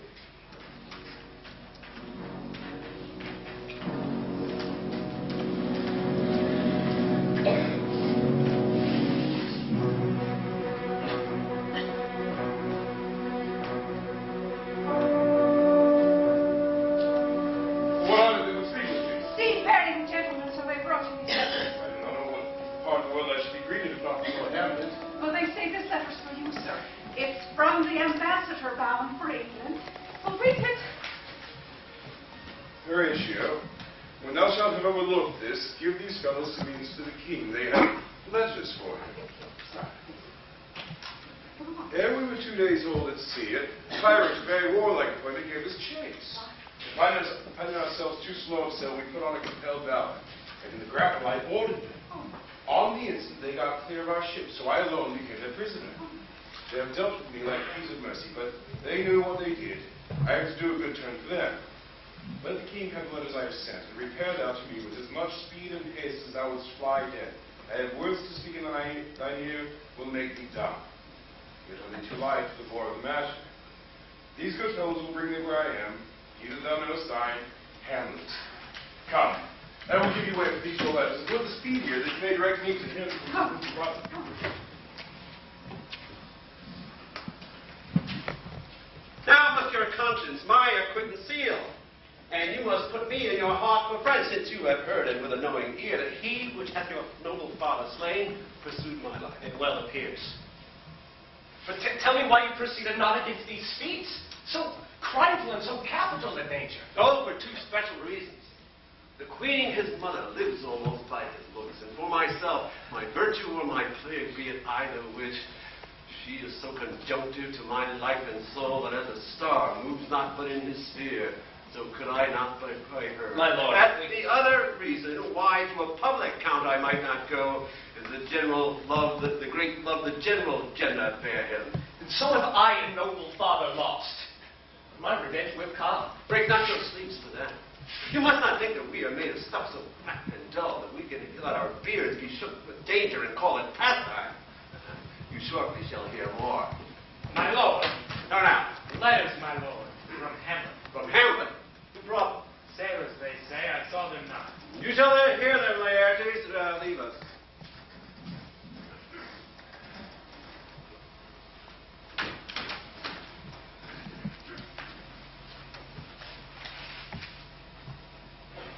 High and mighty, you shall know by this that I am set naked on your kingdom. Tomorrow shall I beg leave to see your kingly eyes, and when I shall, first asking your pardon thereunto, recount the occasion of my sudden and more strange return. Hamlet. What should this mean? Are all the rest come back, or is it some abuse and no such thing? I know you the hand. 'Tis Hamlet's character. Naked.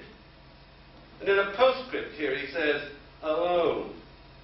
Can you devise me? I am lost in it, my thought. Let him come. Warmth of every sickness in my heart that I shall live to tell him to his teeth thus now. Laertes, will you be ruled by me? Aye, my lord, so you'll not overrule your peace. To thine own peace. If I will work him to an exploit now right in my device, under the which he cannot choose but fall, and for his death no wind of blame shall breathe, but even his mother shall uncharge the practice and call it accident. My lord, I will be ruled. The rather if you could devise it so that I might be the organ. It falls right. You have been talked of since your travels much, and that in Hamlet's hearing, by a gentleman of Normandy, for a quality where they say you shine. A Norman, was it? A Norman. Upon my life, no more. The very same. I know him well. He's the brooch indeed and gem of all the nation. He made confession of you and gave you such a masterful report for art and exercise in your defense, and for your rapier most especial, that he cried out, "'Twould be a sight indeed if one could match you."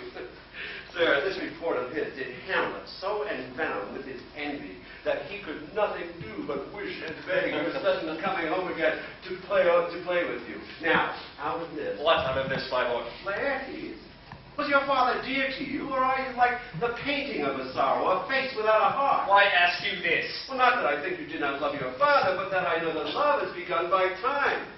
That we would do, we should do when we would. Now, the Queen of the Elephants. What would you do to show yourself your father's son indeed, more than in words? To cut his throat in the church. No place indeed should murder sanctuarize. Revenge should have no bounds. But, Laertes, will you do this? Keep close within your chamber. Hamlet, returned, shall know you are come home. Will put on those shall praise your excellence, and set a double varnish on the fame the Frenchman gave. Bring you in fine together, and wager on your heads, being remiss, most generous, and free from all contrivance, will not peruse the foil, so that with ease or with a little shuffling, you may choose a point unbaited, and in a passive practice requital for your father. I will do it. For that purpose, I will anoint my sword. I bought an unction of a mountebank so mortal that could dip a knife in it. No cataplasm so rare can save a thing from death that is but scratched withal. I'll anoint my point with this contagion, that if I let go of him slightly, it may be dead. I'm thinking, think on it further. If this fail, and that our drift looked through our bad performance, we better not essay. Therefore, this project should have a backward second. That might hold if this did blast and prove. Oh, let me see. We'll make a solemn wager on your cunning. I have it. When in your motion you are hot and dry, and make your bouts more violent toward that end, and that he calls for drink, I'll have preferred a chalice for the nonce, whereon, but sipping, if he perchance escape your venom suck, our purpose may hold there.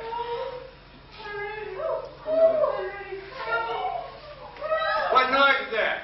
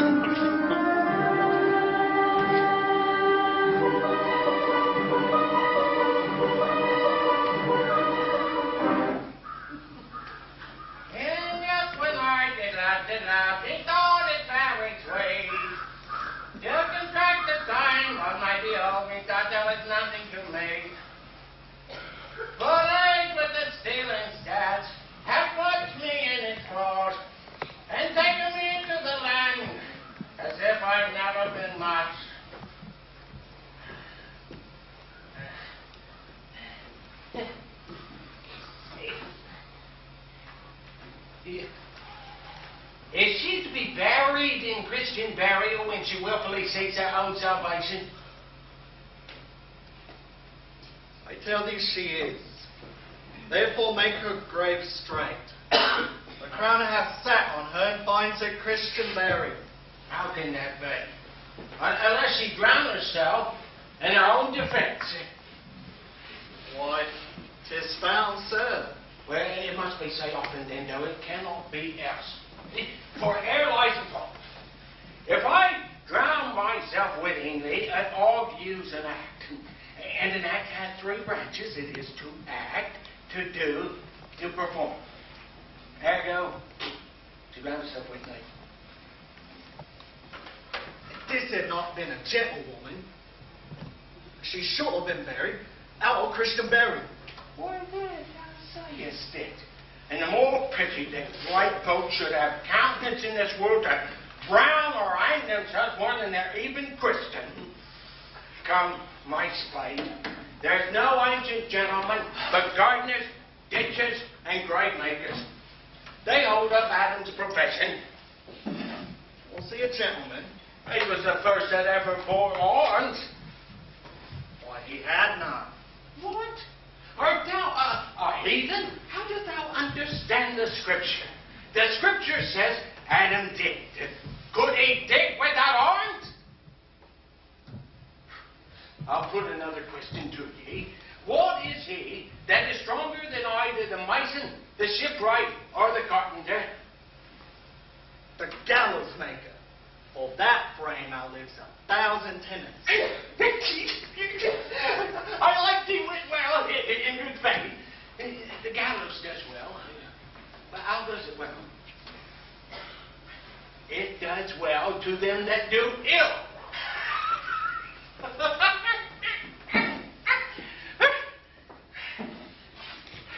Who builds stronger than the mason, the shipwright, or the carpenter? Oh, cudgel thy brain no more about it. But when you ask this question next, say, a grave maker. The houses he builds last till doomsday. Go. Get thee in and fetch me another stoop of liquor, eh?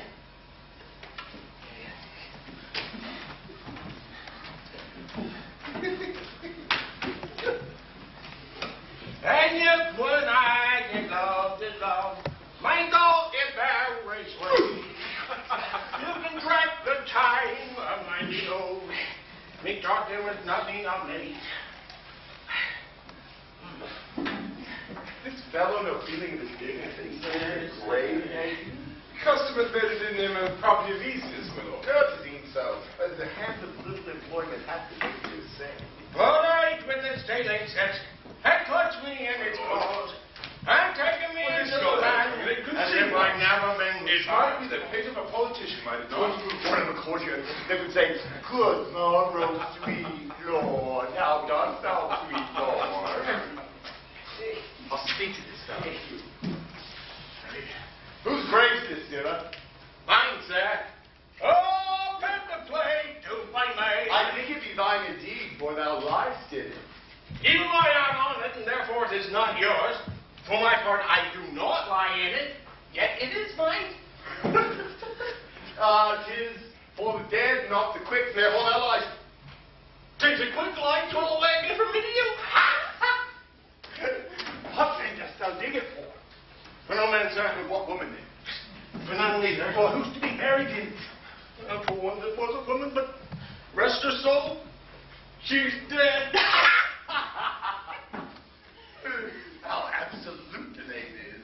Oh, we must speak by the card, or equivocation will undo us. How long hast thou been a grave maker?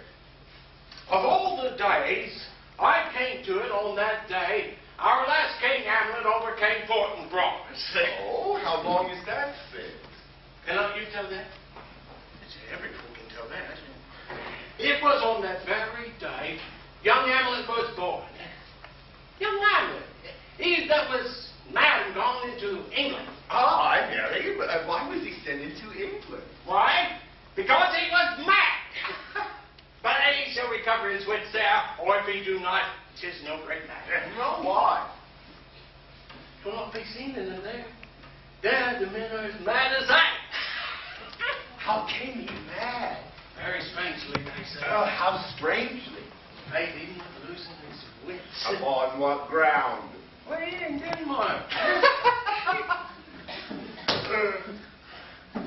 How long will a man lie in the earth ere he rot?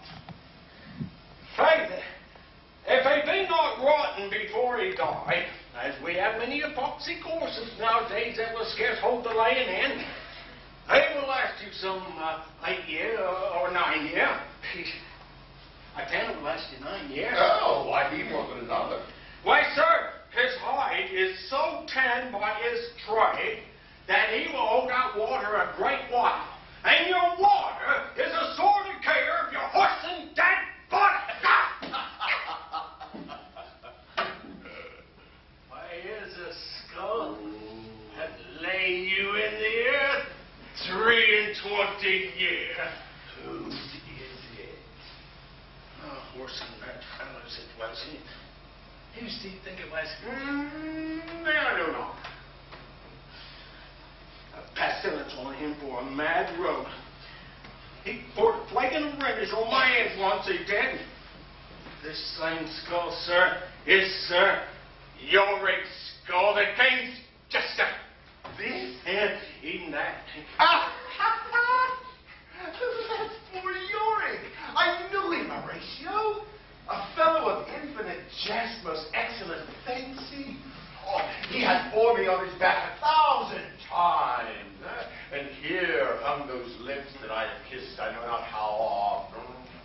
Where be your joints now? Your gambols, your songs, your flashes of merriment that were wont to sit at the table and a roar.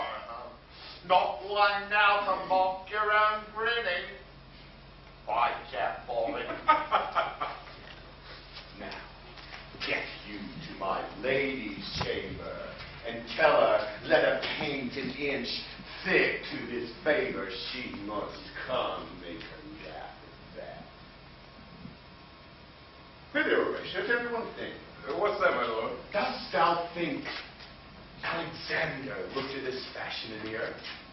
Even so. And, Melstone?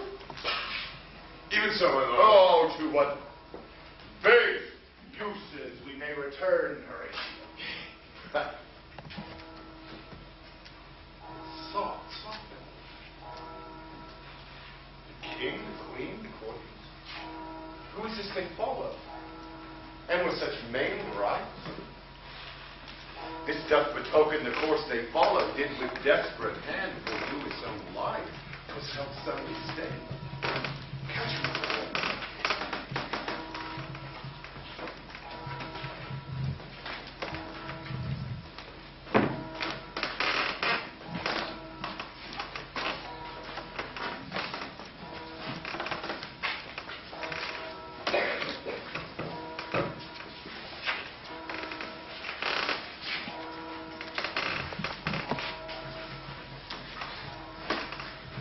Ceremony else. What ceremony else? What ceremony? For us, we have been as foreign lords as we have warranty.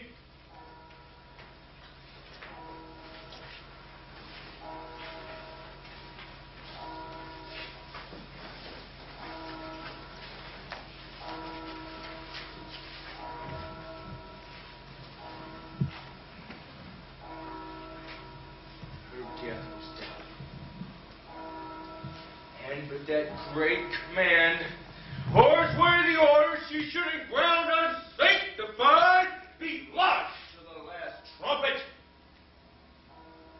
For charitable prayers. Flints, shards, and pebbles should be thrown on her. Yet here she has allowed her virgin trance, her maiden instruments, and a bringing home of fell and burial.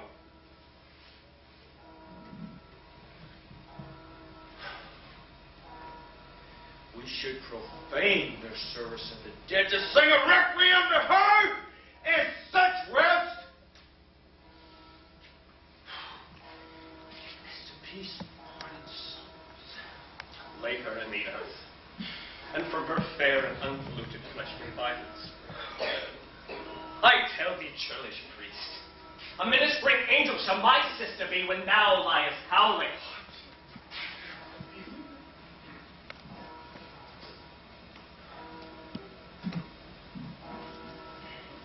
Sweet to the sweet. Farewell. I hope thou shouldst have been my Hamlet's wife. I thought thy bride dead to have decked sweet maid, and not to strew thy grave. Tremble, 10 times tremble. Curse in heaven's wicked be thy most ingenious sense of fire. Lay off the earth the while till I've held her once more in my arms.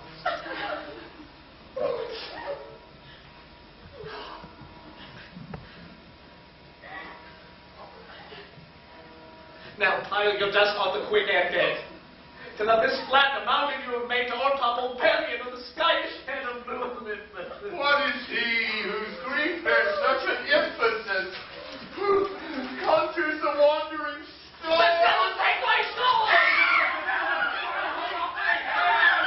I loved Ophelia! 40,000 brothers with all their quantity of love could not make up my son! What will that do for her? So he is madly, yes, Would weep, would fight, would fast, would tear thyself, would drink a bison, eat a crocodile. I'll do it! I'll rank as well as thou! This is new madness about the wild official path. Hear me, sir. What is the reason that you use me thus? I loved you ever. But it is no matter. Let Hercules himself do what he may. Cat will mew, and dog will have his day. Strengthen your patience on our last night's feast. We'll put this matter to the present push. Good Gertrude, set some watch over your son.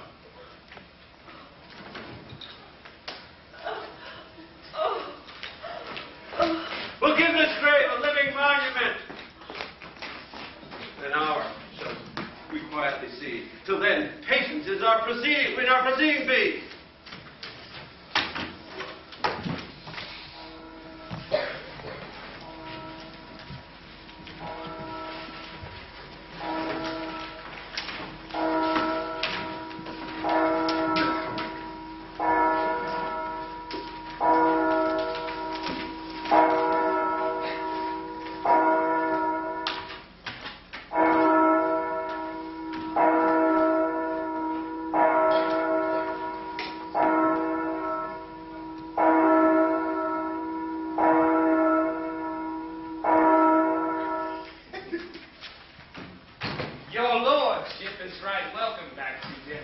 I humbly beg you, sir. Dost know this water fly? No, my lord, I do not. Well, thy state is more gracious, for 'tis a vice to know it. Sweet Lord, if your lordship were at leisure, I suppose I thank you from his majesty. Put your bonnet to its right use for the head. I thank you, your lordship. It is very hot. Oh, no, believe me, it is very cold. The wind blows normally. It is indifferent cold, my lord. But yet, methinks, it is very sultry and hot for my complexion. Exceedingly, my lord. It is very sultry as 'twere. I cannot tell how. My lord, his majesty begged me to signify to you that he has laid a great wager on your head. Sir, this is the matter. I beseech you, remember. Nay, good my lord, for my ease and good faith. Sir, it is newly come to court, Leon. Believe me, an absolute gentleman, full of most excellent difficulties. Oh, sir, his definement suffers no predation in you. Your lordship speaks most infallibly. What imports the nomination of this gentleman? Oh, Laertes. Purse is empty already. All's gold is spent. Of him? You are not ignorant of what excellence Laertes. What I dare not contest that, lest I compare with him in excellence, for to know a man well, or to know himself. I mean, sir, for his weapon. What is a weapon? Rapier and dagger. That's two of his weapons. But on. The king, sir, hath waged 6 Barbary horses, against which he has a pond, as I take it. 6 rich rapiers and poniards with their signs as girdle, hangers, and so. 3 of the carriages in the face are very dear to fancy, very responsive to the hill's most delicate carriages, and a very liberal conceit. Oh, but what called you the carriage? You must be edified by the marginaire you've done. The carriages, sir, are the hangers. Oh, the phrase would be more germane to the matter if we could carry a cannon by our side. But why is all this in pond, as you call it? The king, sir, hath laid, sir, that in a dozen passes between yourself and him, he shall not exceed you 3 hits. He hath laid on 12 for the 9, and it would come to immediate trial if your lordship would vouchsafe the answer. How if I answer no? I mean, my lord, the opposition of your person in trial. If it please his majesty, let the foils be brought. I'll win for him in a can, and if not, I'll gain nothing but my shame and these odd hits. Shall I deliver you so? To this effect, sir, after what glories your nature will. I commend my duty to your lordship. Yours.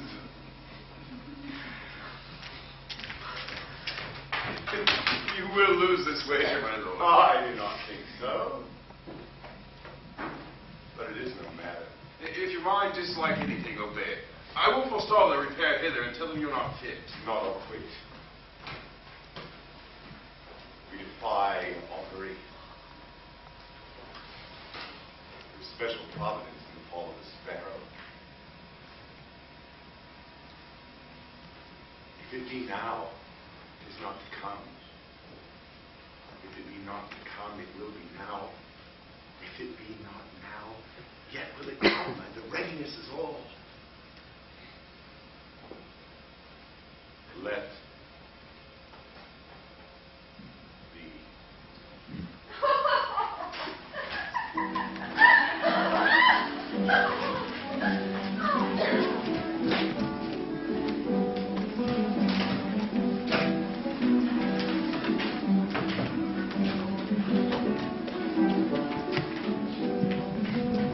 Come, Hamlet, take this hand from me. Give me your pardon, sir. I have done you wrong. It was my madness and not a purposed evil that made me shoot my arrow o'er the house and hurt my brother. I am satisfied in nature, whose motive in this case should stir me most to my revenge.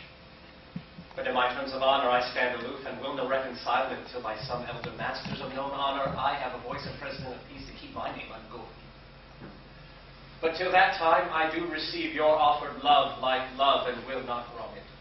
I embrace it freely. Give us the foil. One for me. The foils, Roderick. Know you the wager, cousin Hamlet? Aye, my lord. Your grace has laid the odds on the weaker side. I do not fear it. I have seen you both. But since he is bettered, we have therefore odds.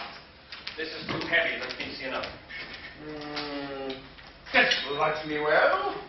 All these foils have a length. Aye, my good lord. Give me the cup there. If Hamlet give the first or second hit, the king will drink the health into his better breath. And in the cup shall he drop a pearl. Come, begin and we, young Roderick, bear a wiry eye. Come on, sir. Come, my lord.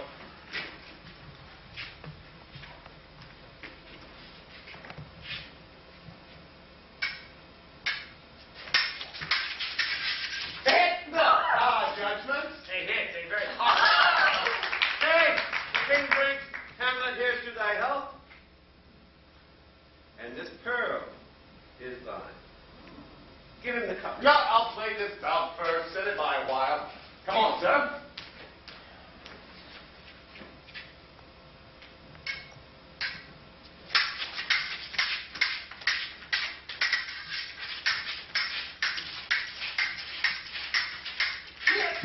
Another hit.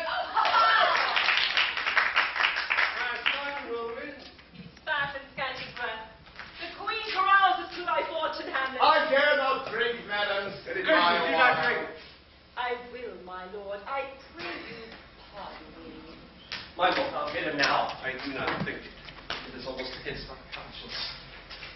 Come, lady, before the third.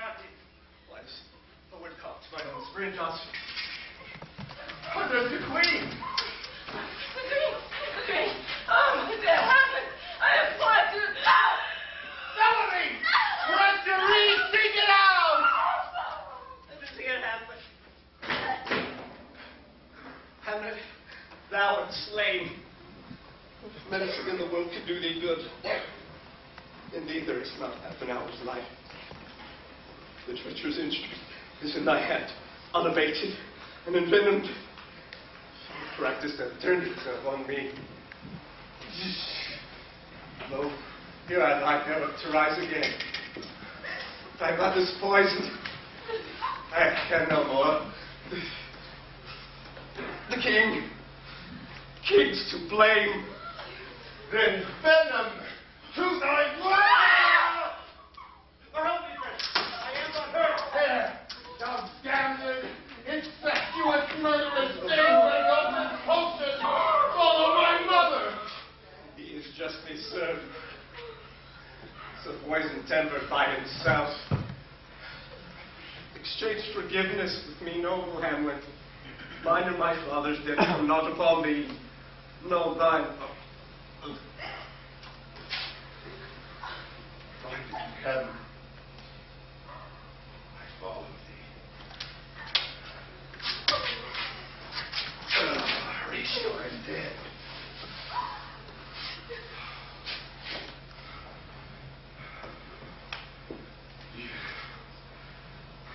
You that tremble and look pale at his stand, that are but mutes or audience to this act, had I but time, as this fell sergeant death is strict in his arrest, I could tell you.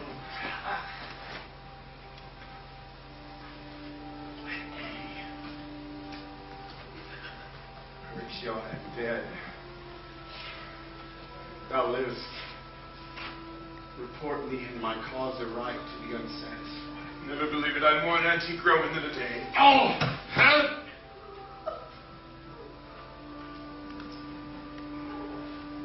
No!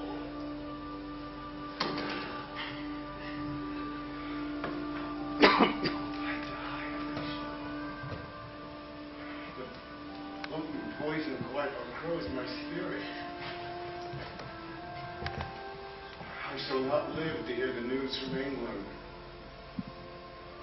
But I prophesy the election lights on Fortinbras.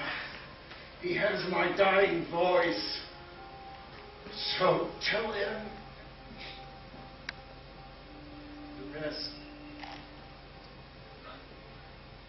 is silent.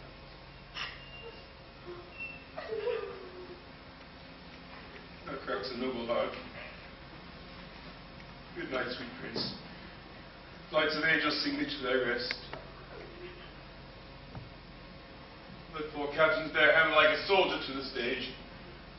For he would, had he been put on proof most royal, for his passage. The soldiers' music and the rites of war speak loud for him. Now take up the body. Such a sight as this becomes the field, and here shows much amiss. Go bid the soldiers shoot.